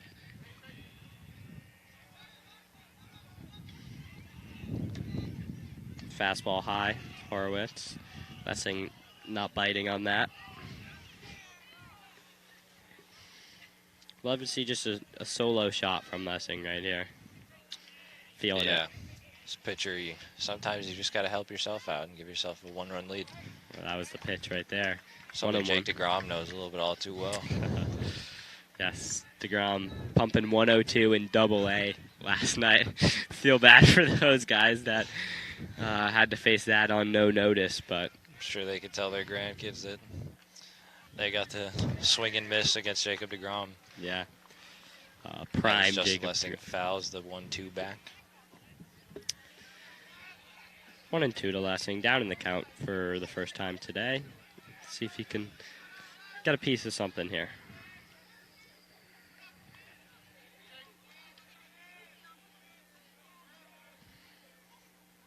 And another foul ball, staying alive.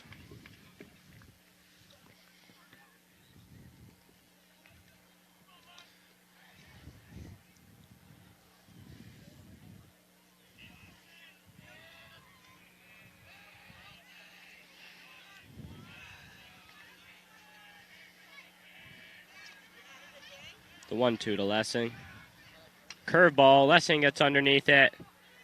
Shortstop tracking back, second baseman calls him off once again, and the play is made by Andre Briganti. 2 away on the inning.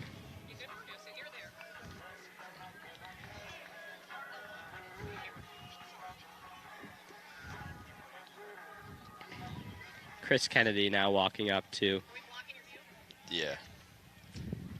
Travis Scott's butterfly effect. Big fan of that one.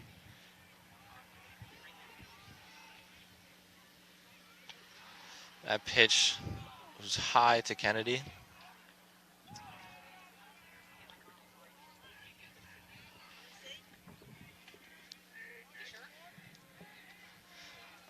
Counts 1-0 with 2 outs.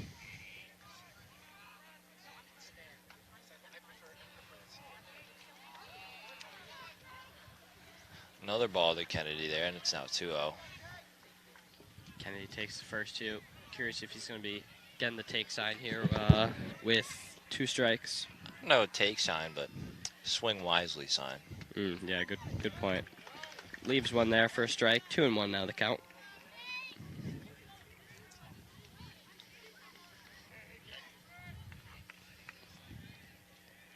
Horowitz comes set. Delivers the 2-1. And it's in the dirt. Count is now 3-1. Staples looking for their first base runner of the inning.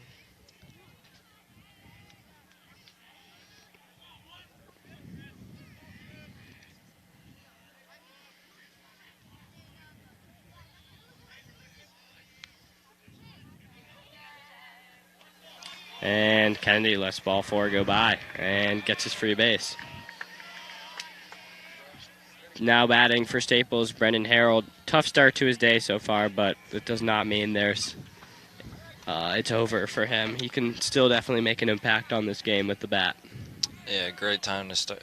Great time to get going for Staples. One of Staples' best hitters. First pitch of the bat to Harold. Swinging, rips one. There we go. That's the Brendan Harold we all know. And the single off the first pitch moves Kennedy over to second. Great contact there. Ripped it straight to center field, put it in a place where the center fielder cannot go and grab it. Now we have runners on first and second. 2 outs.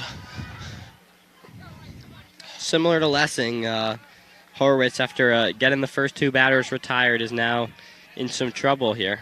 Camperman now steps up to the plate for Staples. At a huge place. Looking to put his team on top.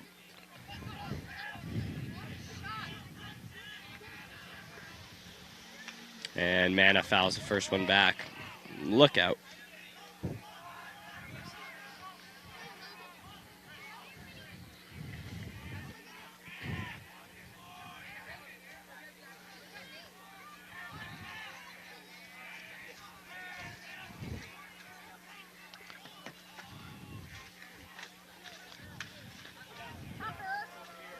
Cameron Mana pops that one out down the right field line. Forced a couple fans to move. It's now 2 strikes, 2 outs. Bottom of the 4th. 0-2 to Mana here. Horwitz got to look to put him away. Get out of this inning with no damage done to the scoreboard.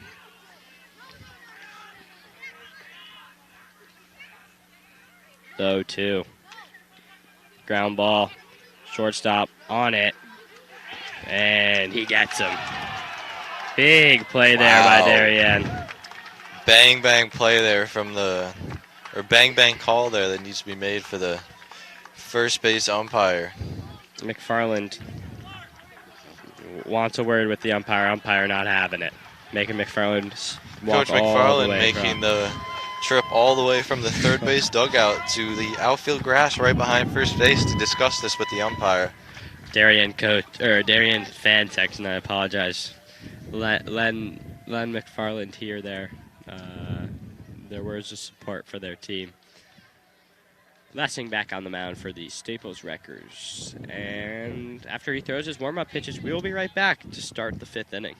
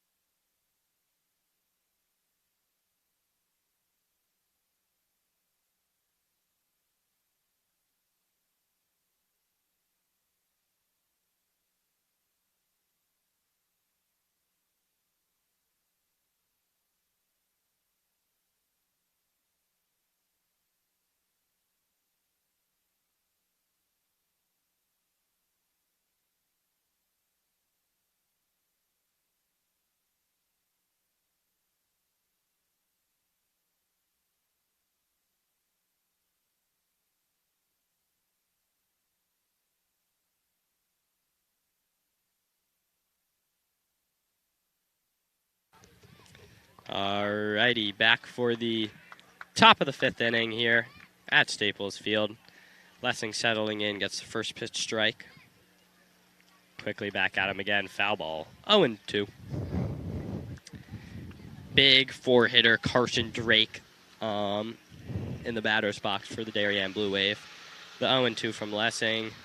Oh, just fouls that one off. Low pitch. Good 0-2 there from Lessing. Comes out firing again in this inning.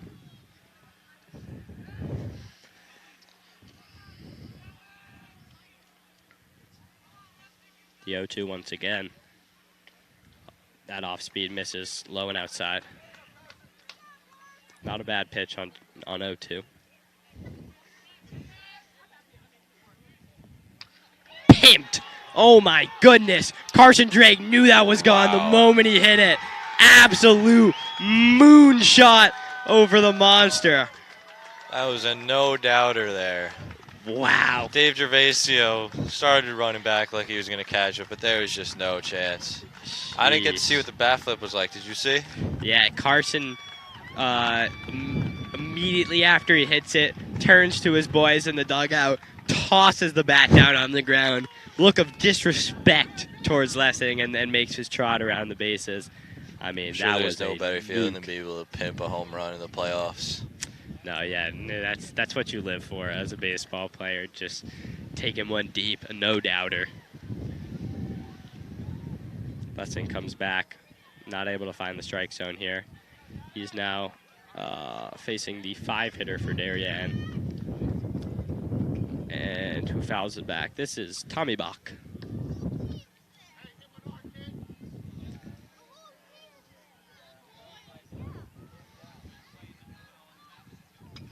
And grounder to Kane over at third. Kane takes his time, fires. Oh, and it's off the glove of Sean Clark. It's going to be an error in the book there for I would say probably Adam Kane. I don't know. That didn't look to be too errant of a throw. That was well within Sean Clark's catching radius there at first. Yeah, I don't know. Tough one there all around. And that's going to do it for Justin Lessing. Call to the bullpen, not presented by anything because we are a high school radio station, but nonetheless, no way. Carter Kelsey on the mound for the Wreckers. Wow, so it was the number 21. I don't even think so. There's no way they were warming him up. Maybe it was. I saw 21, God. man.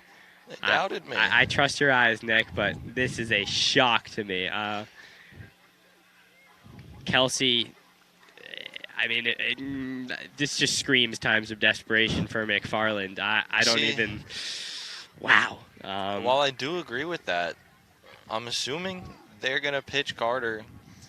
I'm assuming Matt Spada would be assuming they move on, Matt Spada would probably pitch the next game, correct? Yeah, I would have to imagine. So in between now and the championship, maybe they think it's enough rest to where they can have him shut down Darien for the rest of this game, and come back. Yeah, I thought Carter was on the IL for the remainder of this week. Just get him some rest before he needed the later rounds of playoffs. But I guess you got to do what you got to do, and if he's ready to go out there, then McFarland's going to put him out there. But not the spot you want to be in. Using two of your great pitchers in this game, and you're still losing. So, yeah. Got to see what the Wreckers can come up with. You see, as soon as Carter walked on this field, you definitely saw the tone and like the atmosphere change. Maybe helped out a little bit by his song, his walk-up song, 4-4 Bulldog, which name drops one of the top 10 basketball players in the league, Jason Tatum. Yeah. So a little bit maybe of a he's trying to channel his inner Jason Tatum here and close out another game like Tatum did earlier in the week. Yeah, Kelsey. I mean, it's got to be a blank sheet for him. If Kelsey starts letting up runs, I don't know what to say other than but he's their guy and they got him. So here's the first pitch from number 21, right-hander Carter Kelsey. Bunt, popped up, back into the hand of Kelsey, and no double plays turned. So one pitch, one out. See, Carter's pitching day is normally referred to as Kank Day, but I guess we have a surprise Kank Day. Yeah, we have a Kank Oppie Lessing Day, so a little trifecta. But you know, I think something that we kind of forget about is that, I mean, even though this is a 3 versus 14, it's every game of baseball is a new game, and it's all about winning this one. So as surprised as we are to see Kelsey, it is still a close game, and the Wreckers just got to get to the next one, and they'll go from there. Especially in a season like this, a 3 versus 14 could be very deceiving, considering a lot of these teams really don't have much experience throughout their roster. So a team that might have struggled early on in the season, put it together towards the end of the season, as Carter delivers a first strike there. 0-1 now the count. So a team might have snuck it into the playoffs as a 14 seed, but Here's a pitch from Kelsey. Just makes him look silly with that one. 0-2 now. Got the Darien fan section hoping for a right field poke, letting us know that wow, being that was late, a close pitch there on the being on late the is 0-2 pitch. being late is almost a given on Kelsey. 1-2 now the count here. Great framing on that previous pitch from Justin Rothenberg behind the dish. Oh my God, ball is pieced. Wow. Stripe into left field there by Trey Cahill. And Darien is not backing down. Now, if you're Staples, you're not too, well, you're obviously too mad that you gave up a hit, but you still have runners on first and second, meaning you could turn a quick double play here. There's 4 outs at third, second, and first. So you're not in the worst of positions with 1 out here, but especially with a pitcher like Carter on the mound, you want to get out of this inning as quick as possible. Yeah, absolutely. Carter left one in the dirt, and Tommy Bach over to third, but he's there. The throw is on time. What a throw from Justin Rothenberg. Yes, he is absolutely electric behind the plate. Ball gets behind him on a pitch in the dirt, goes over to his throwing hand side and throws an absolute strike down to Adam Kane on third. Runner on second seemed to hesitate there and stealing the base, and he pays for that. Now we have 2 outs with a 1-0 count. Big play there for the Wreckers. Going to shift the momentum. Carter needs to ride that and then that makes a very get this dangerous third out. situation into a manageable one. Yeah, exactly. There's the first strike of the at bat. 2-1 now the count.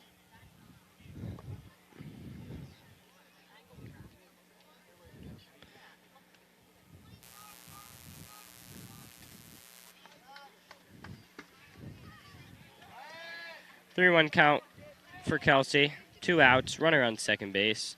That runner is Trey Cahill, who had the single off Kelsey a moment ago.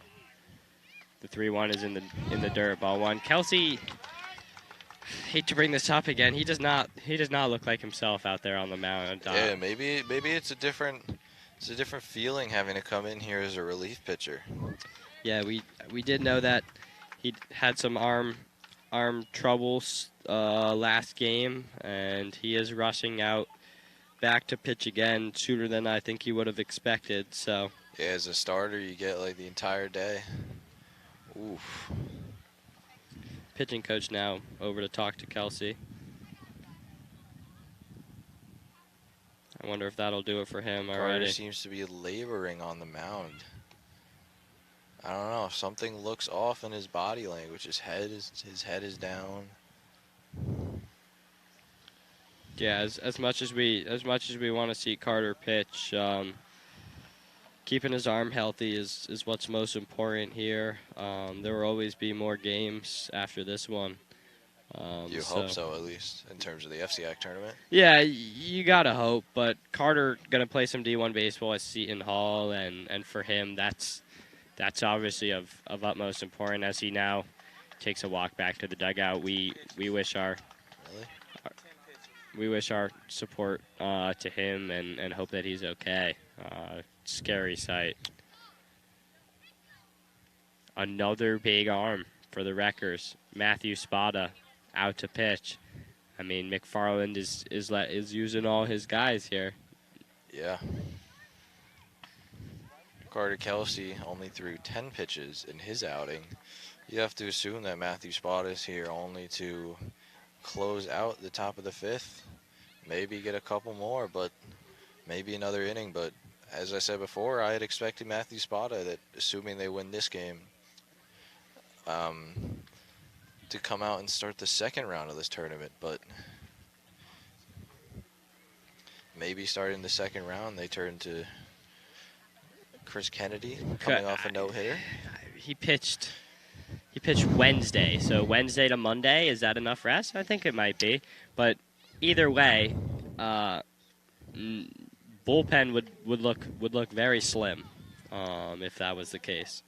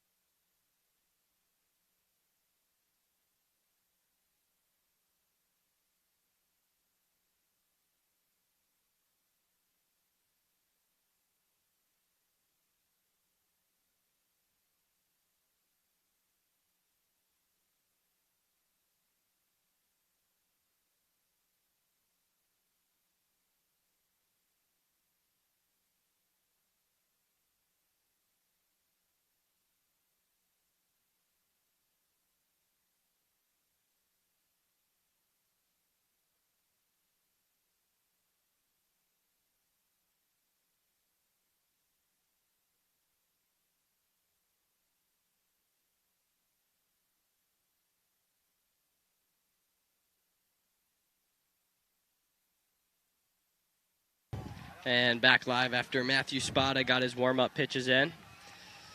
First batter he faces here. And the hard lefty thrower gets the called strike one. Runners on first and second for Darien. 2 outs on the inning. And the 0-1 from Spada misses low and inside.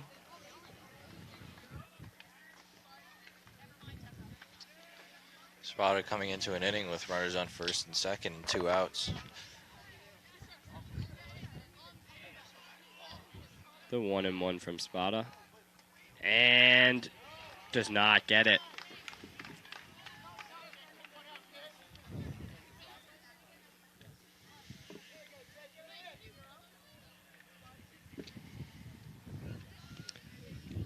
Here comes the 2-1 from Spada. That one misses outside. 3-1. Ooh, a late called strike there Oh. from the umpire, actually. Even the scoreboard had already marked that as a ball, but I apologize. 2-2 the count. I was just about to comment on the Wreckers' command control from pitchers all day, but I guess that'll change my mind. Now it's 3-2 full count. scoreboard is yet to update. We apologize anyone watching at home. And it is now updated 3-2, 2 outs.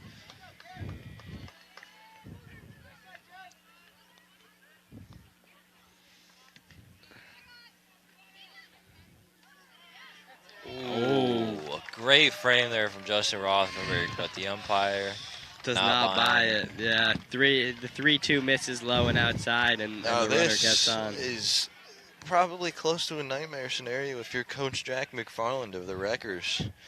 You've now used your top 3 arms all in this game, and you're now down 4-3 with bases loaded, bottom of the 5th, and 2 outs. So top of the order now up. Time is called, however. So this is Horowitz, the pitcher, who's had a long rest between the last time he's been out on the bump. I think we have a pinch runner going in for number 28 at first base. I think Jake Viro is being subbed out for number 14, John Fiorita. Interesting call there from Darien, considering he's at first base with 2 outs. So, great deal of confidence being shown in his team from the Darien coach. Yeah, absolutely. Expecting that run to score. Yep. And a ball in the gap, and I'm sure Darien's coach wants Fiorita to come around and score. So, we mentioned earlier in this game, Darien, a lot of righties, so that might help them now facing Spada. First pitch of the at-bat to Horowitz is a called strike one.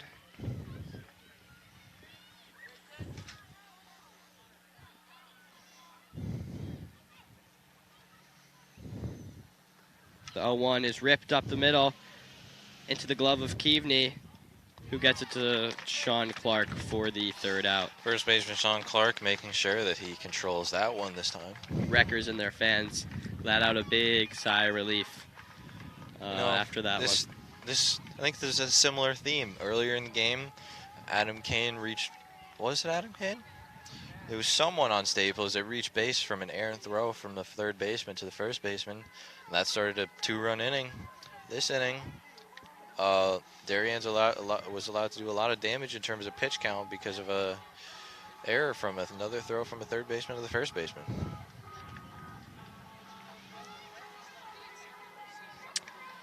You said it, Nick. Horowitz back out again to pitch the bottom of the 5th, and we'll be right back momentarily.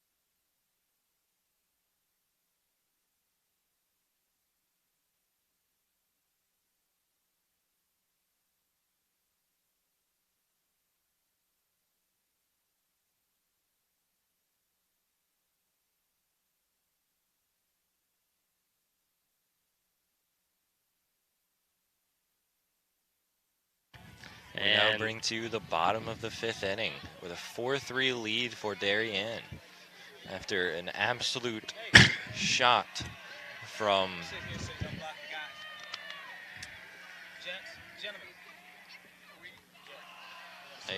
Thank you. Adam Kane up to the plate now with a 1-0 count.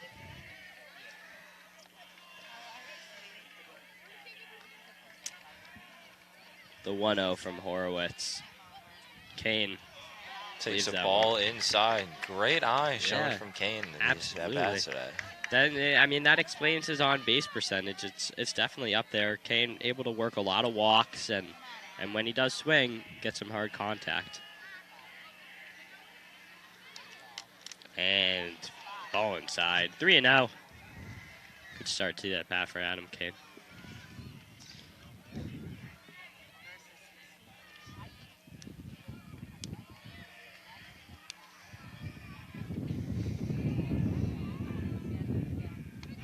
And Great four-pitch walk. Now, I love my guy Adam Kane, but maybe this is a time, as your coach McFarland, you bring in Matthew Gervasio to pinch run. I think it's a given. And there, almost right on cue. There he is, speedster. With his Number 11, with Matthew patented Gervasio. jog. You know, never really looking too happy. Yeah, but Almost bummed that he has to come out and play baseball. But I know he loves it. yeah, I'm gonna look. I want Jervs. I want Jervs first to third in under 5 pitches. That's the goal I'm setting for him, and I Darien believe coach in coming him. out here for a mound visit, maybe to warn him about the unparalleled speed of Matthew Gervasio that has entered the base paths. Yeah, if you're here tuning in from the ballpark, make sure you don't blink or you'll miss him taking second.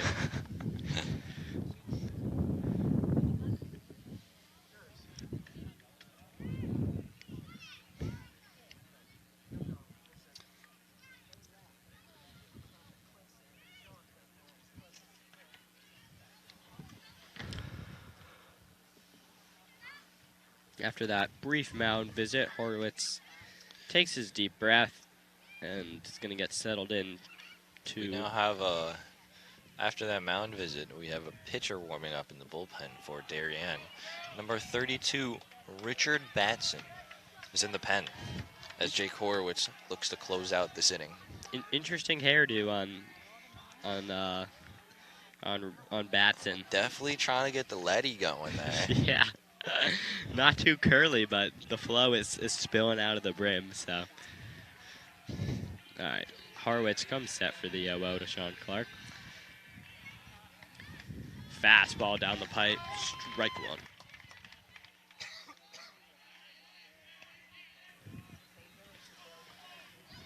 No first pitch steal from Gervasio. Takes a big lead.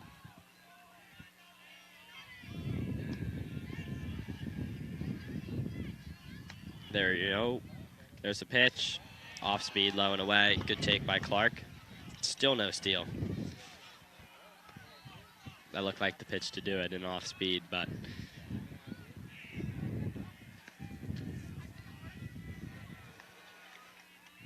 the 1-1 to Clark. There goes Jervs. High pitch.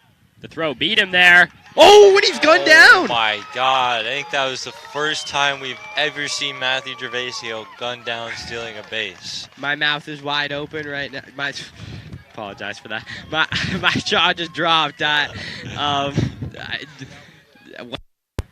don't believe it. He got like a...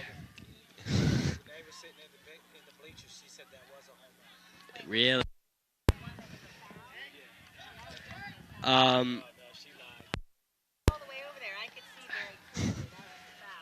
So Gervasio gunned down.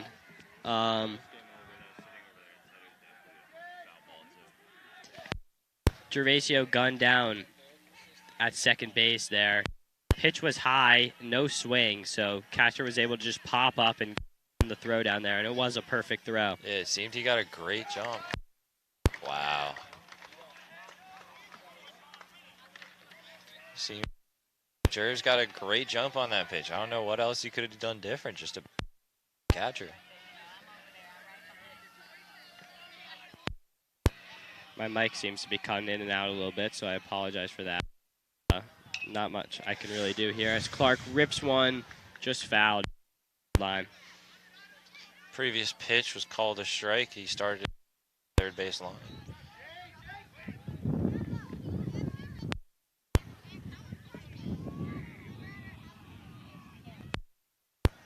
Oh, is it? Oh, it's apparently it's not the generator.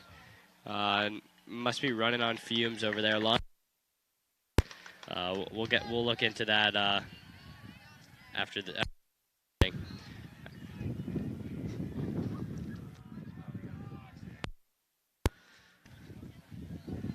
Our generator, which is powering our up here, is laboring. So if we before we lose you guys, which seems like bad, we want you to go and tune in to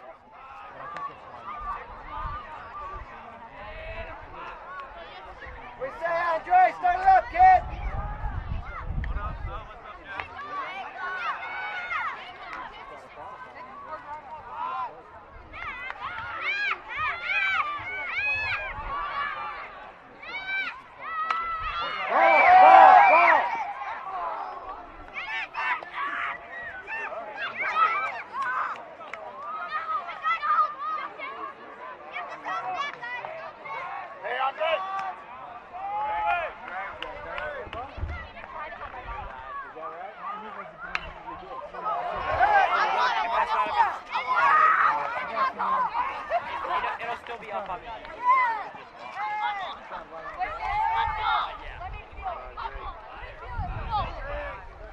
There we go, Andre! Hey, Andre!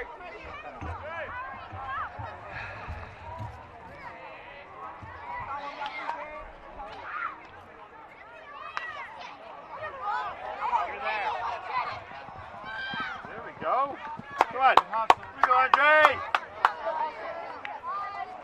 That one, you gotta watch this field, all right? Stay away.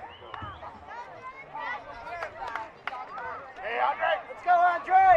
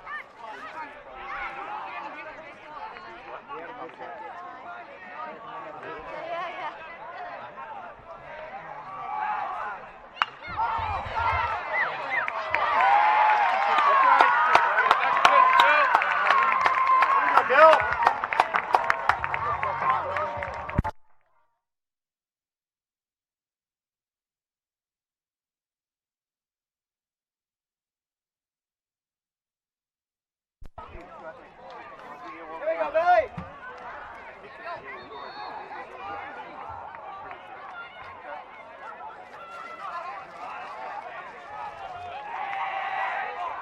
Billy.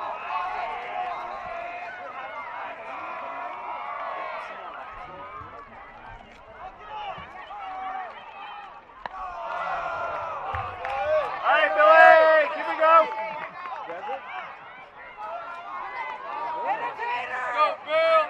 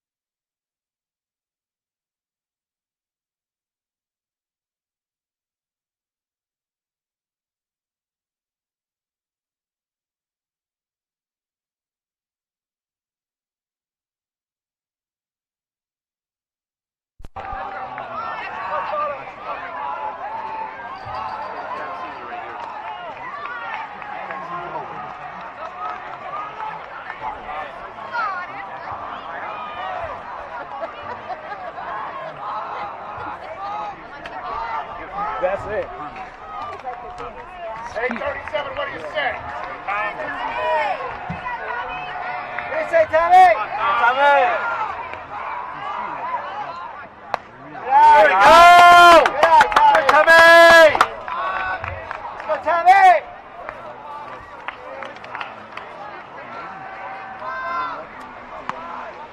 Good, Tommy! Hey, coming to you now. Belt tie, kid. Here. We're here. We're here.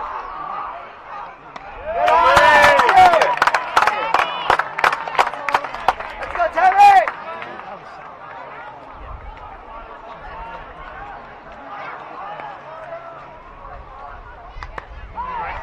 There's more Tommy. Here we go. Hey, here we go. Here we go, Tommy. Come on, drop, kid.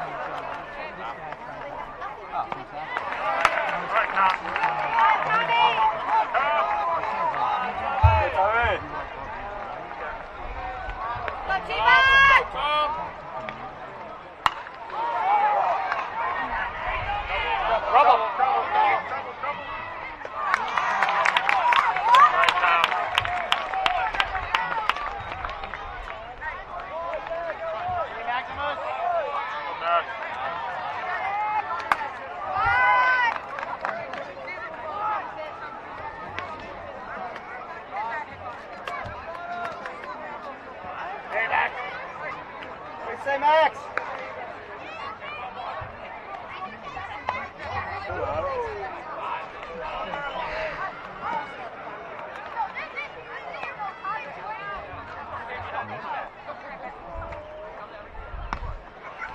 There you go, Max. There you go, Max.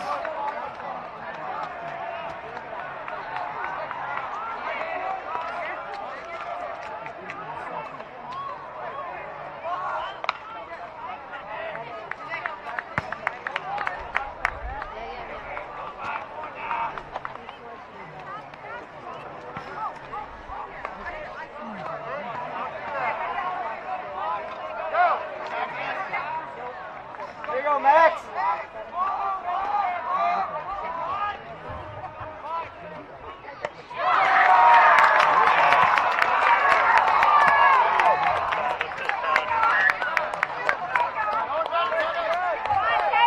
There you go, Teddy.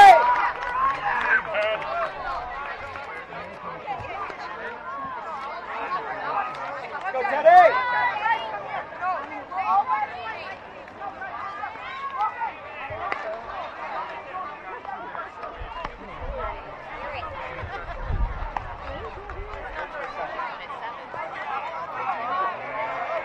Hey, Teddy!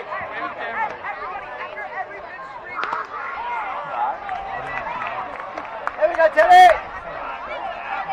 Done. There you go,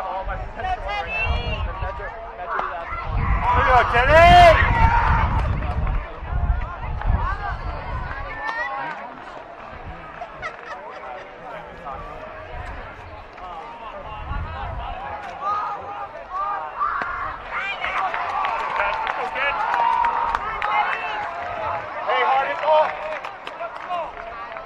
Here we go,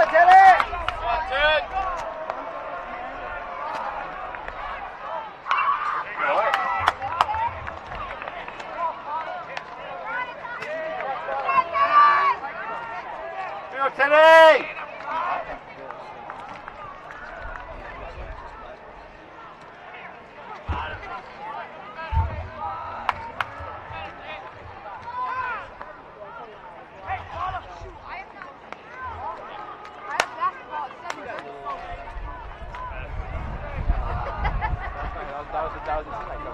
Yeah, sorry.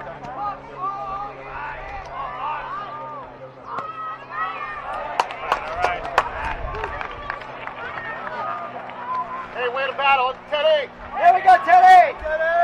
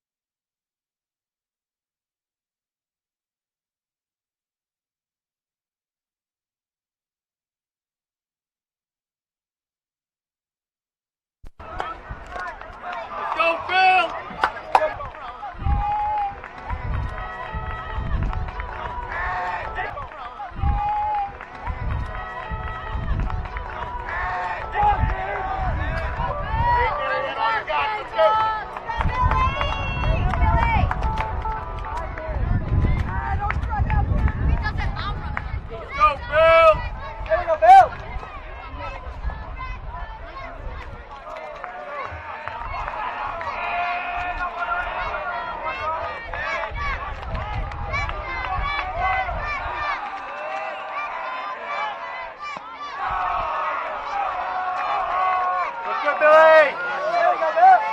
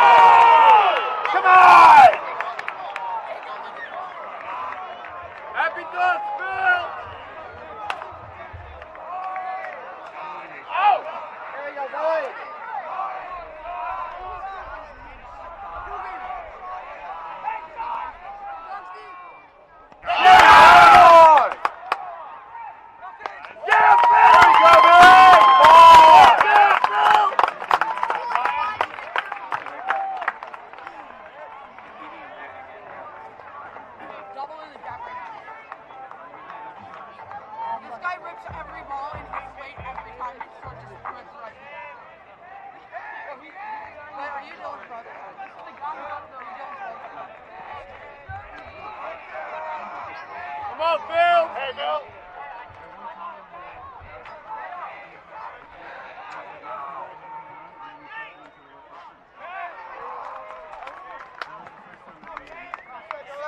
Here we go, Billy.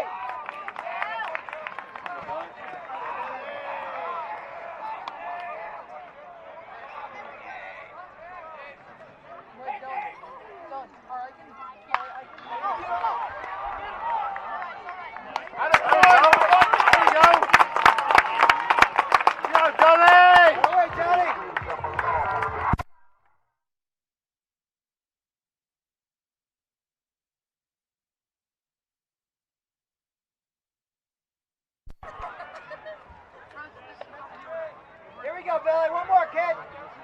Wait, Dylan is I can do. He's trying to pick up the interceptional cross game.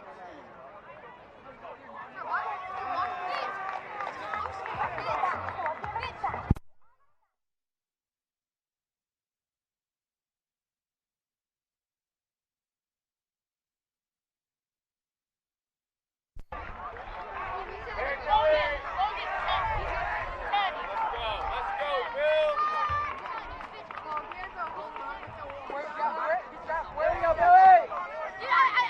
Dude, if he gets a walk-off, I'm like giving he's probably got 99 speed. Yeah. Charlie, I can spend it. All right. What if he lands on the outfield wall? No,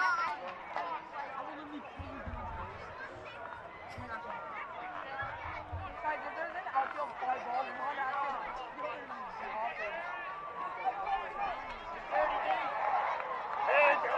Let's go, Bill!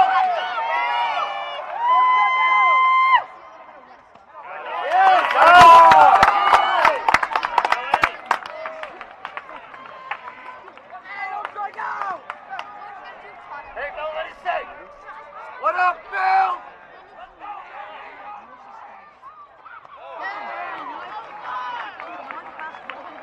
Here we go, Billy.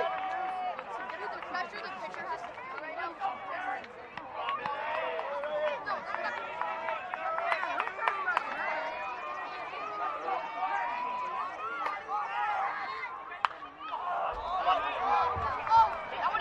That's for you, Bill. Oh my God! One more, Billy. Stop, just save that man.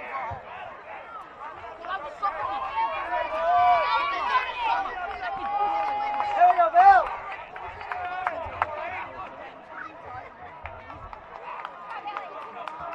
Hey, Billy. Come on, Bill.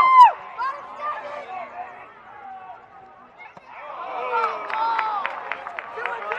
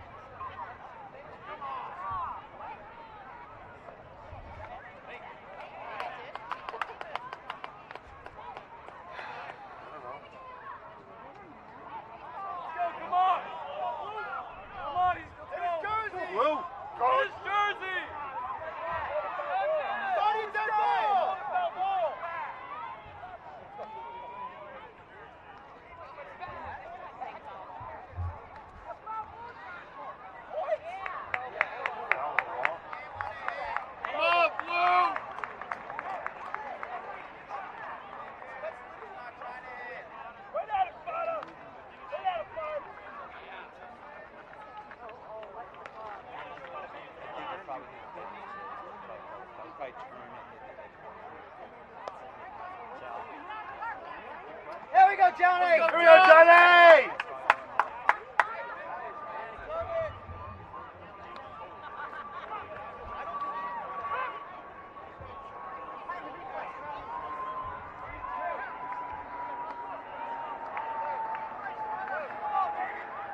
There we go, Johnny! Come on, John! Hey, John! What do you say, Johnny? Hey, Johnny! Come on, John! Bring it, Johnny!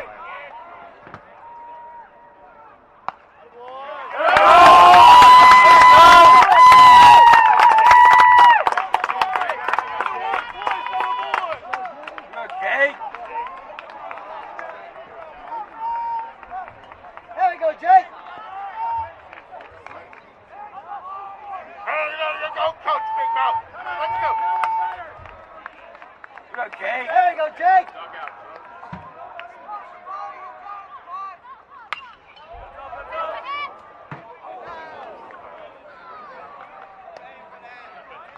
Here we go, Jake.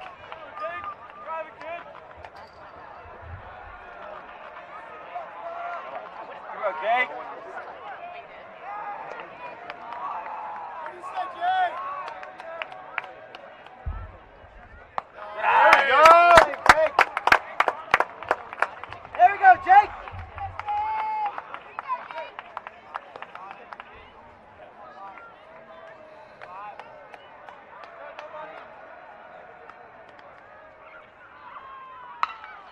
There we go. All right, Jake. Hey, Jake. There we go, Jake!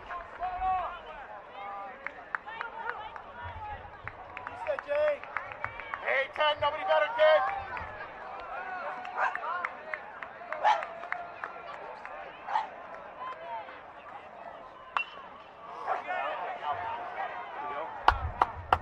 All right, Jake.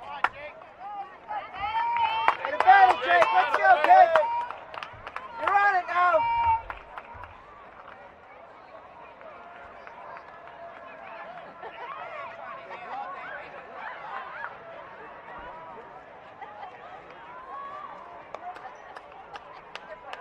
Come on, Jake. Yo, Jake. Say, Jake.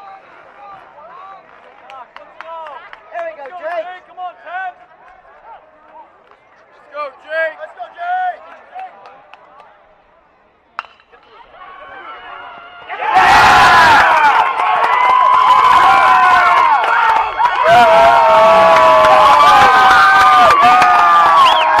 Jake! Out of the way, kid!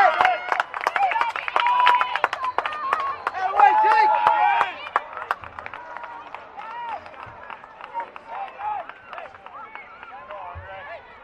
Let's go, Andre!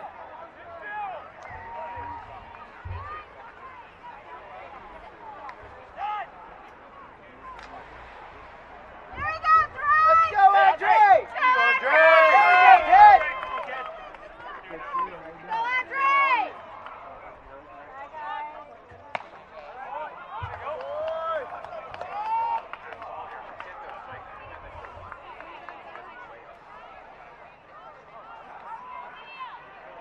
Hey, Andre. Let's go, Andre!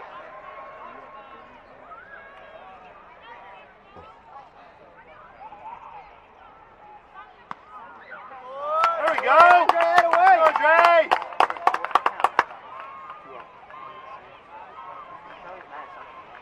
There we go, Andre! Hey, Andre. Go, Trey.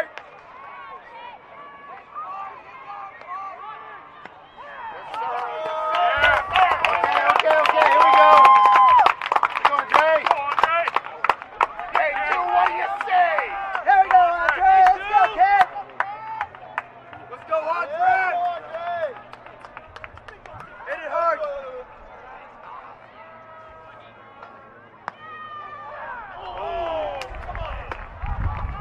There we go, Okay, Andre! Andre. Let's go, kid! Here we go, Andre.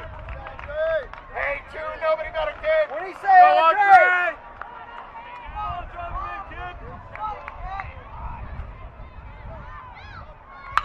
Yes, sir. Yes, sir!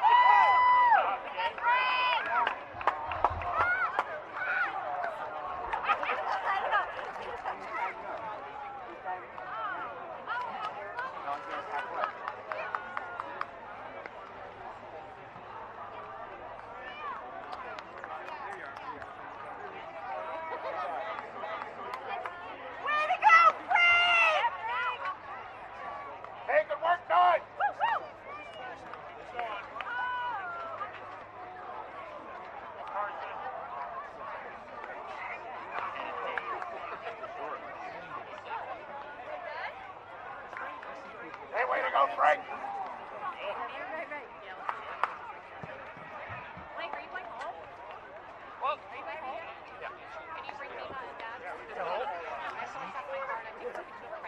Sure, you want to take your straight to Metro's on the way?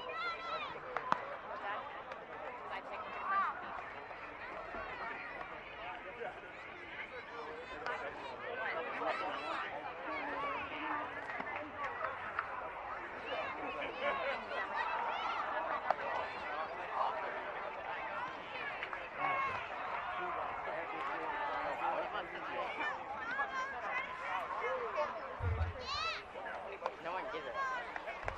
Living. I'm stuck on the hill, but I'm terrified to move now. Don't move! Where are you coming? Go back over there, Mark. Are you out of your mind? No, I'm staying there. I'm just stretching my legs over there. Yeah, brother. Oh my gosh.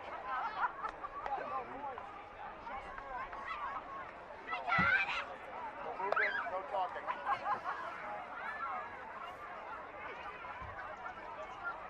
Can you guys do a huge favor? So, the streaming and using cellular data, I know it's hanging about us, but would you mind, like, killing your phones for me? Just so I can get my stream out. It's a weird thing with bandwidth. So. Thank you. I appreciate it. Thank you.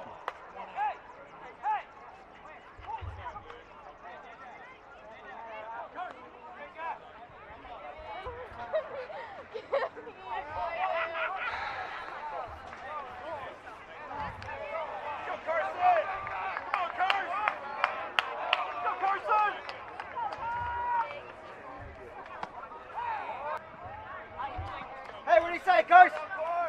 Good, Carson.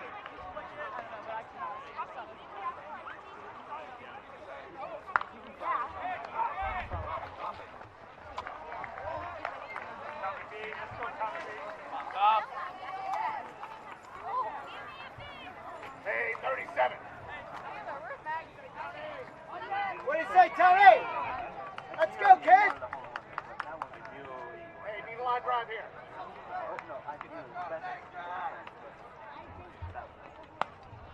Here we go, Tommy! Let's go, Tommy! There you go, Tommy.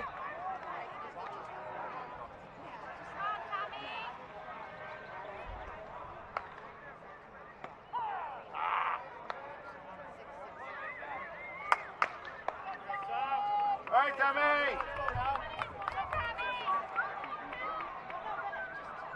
Hey, how about a hard hit ball, kid?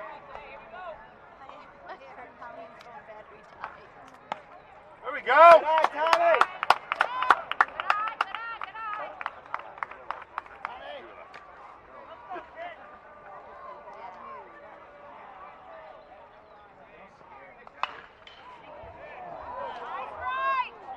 Good drive there, Tommy! Good drive, Tommy! There we go, Tommy.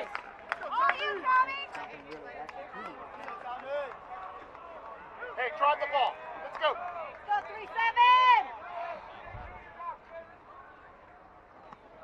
There we go. Good lead. There we go, Tommy. Come on, Tom.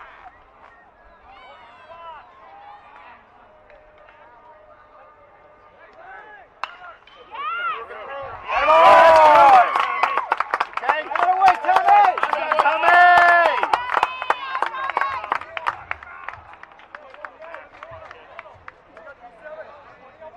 Way to go, Tommy! Peace, Tommy!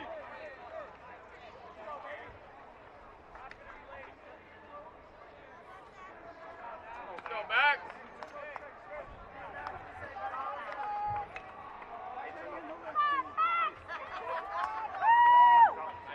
Hey, Max. There we go. All right, Max. Go, Max. Go, Max! There we go, Max. Let's go, kid. Come on, Max!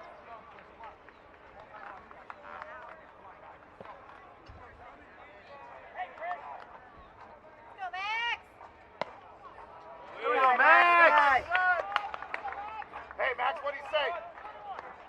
Here we go, Max.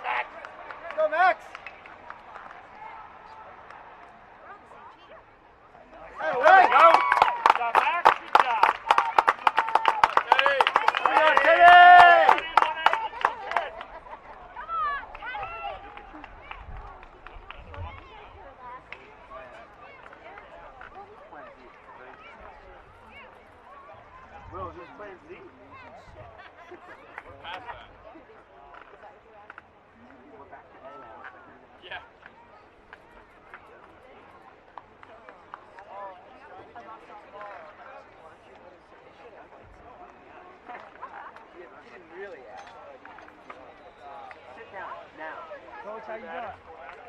I'm good. Good to see you. You don't want to sit down, do you? Good to see everybody back out. It's good to see everybody back out. He'll get up. He just said he'll get up.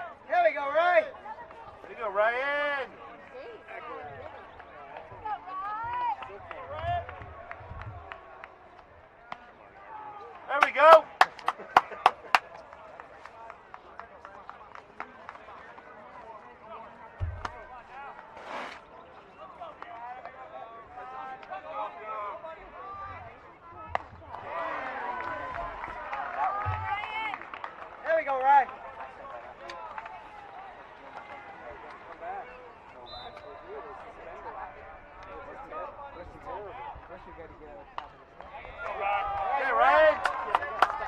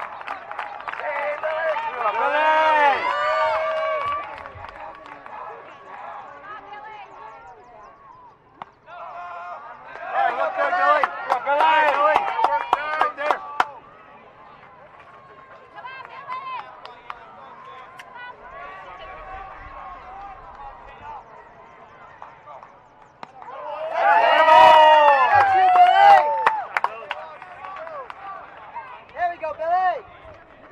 Hey, Billy, what do you say? Go, Billy. There we go. Catch. There it is. There you go, Billy. Go, Billy. There we go, Billy.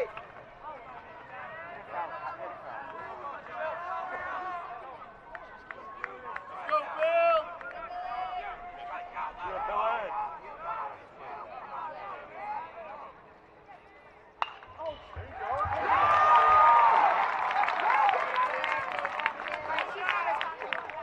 Go, next batter, Bill. That's right, Billy. There we go, Billy.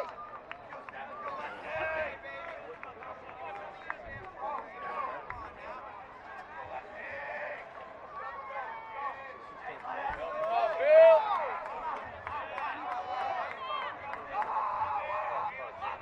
How about a ground ball here?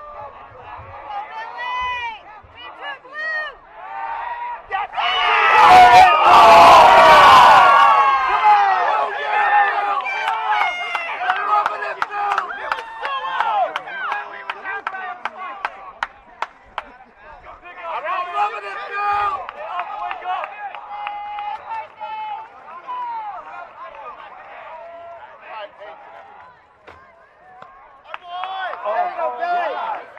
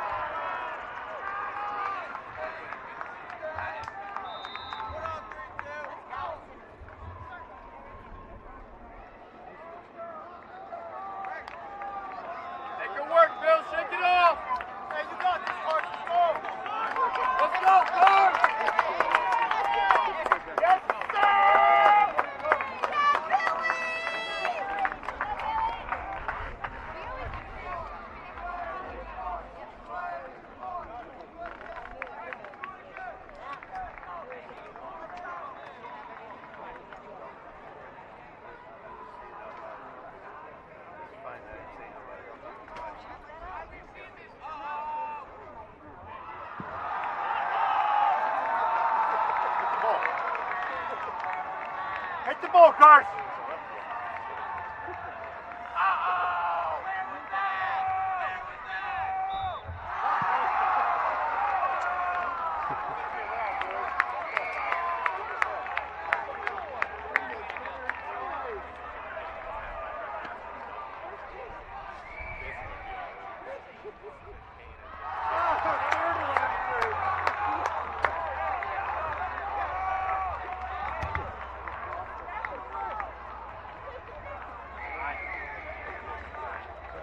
There we go, coach. There you go, Carson. There we go, kid. Woo! Go 1-3. Go. There you go, coach.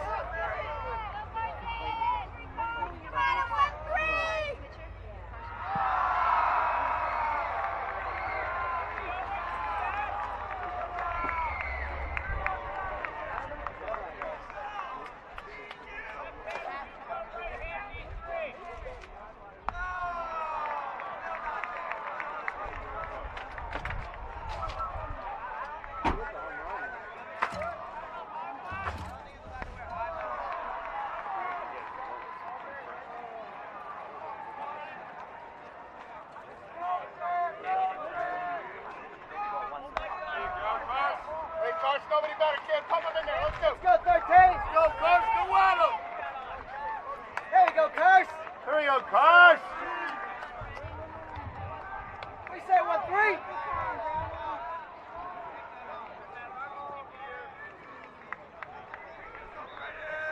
There we go, coach. There you go, Carson. Hey, Carson, far away, kid. Let's go. Go, Carson.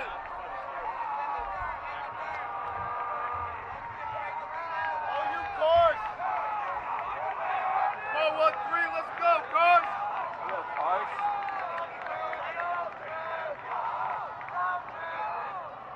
Yes,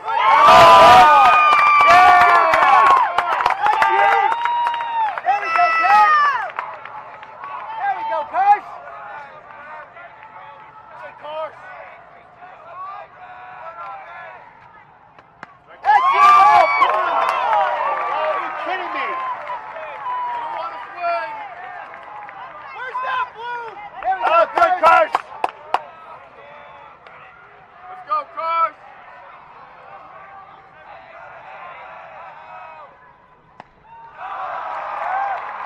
Good, Carson. There we go, kid. Let's go 1-3. Stay 1-3. Carson, on you. Come on, Carson.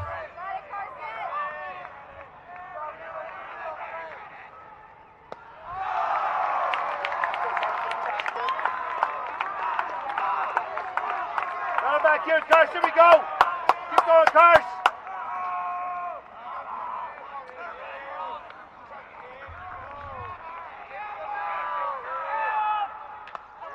Come on, Out Carson. of the way, kid. Hey, far away, kid. Hey, 13. Nobody better, kid. There we go, coach.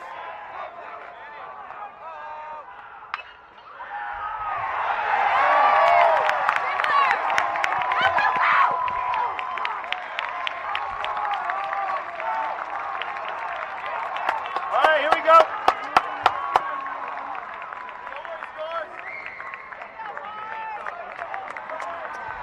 Go at him.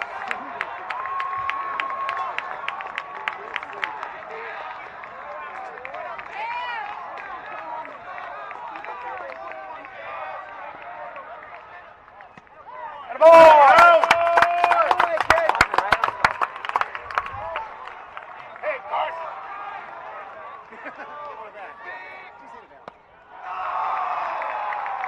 Go ahead, Carson, right there. There we go, Carson. Let's go 1-3.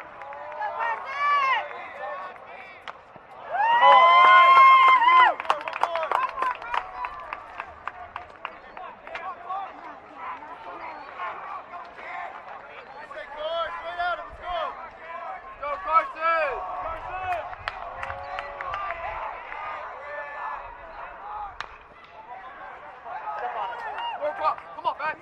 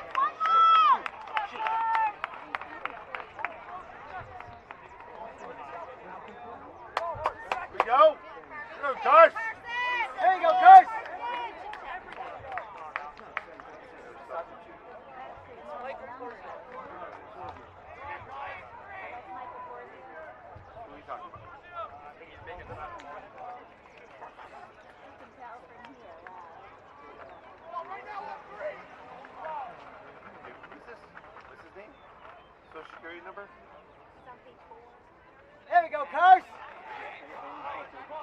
One more, Cars. Let's go, baby. There you go, Cars. Come on, Garrett. Go on you.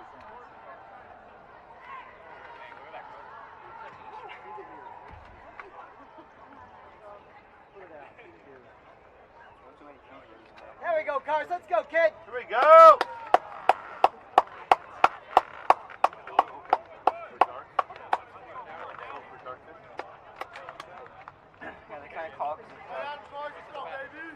Carson! Go, Cars! There we go, Cars! Let's go, kid! Hey, go get him out, Darien! Go, Cars! There we go, Cars! Let's go, kid! We say 1-3.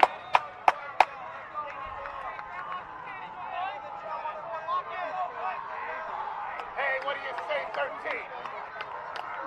Let's go, Cars! Go, Carson! Go, Cars!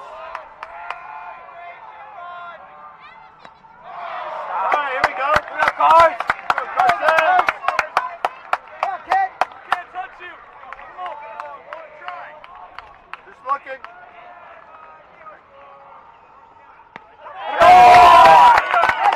Carson! There we go, Cars!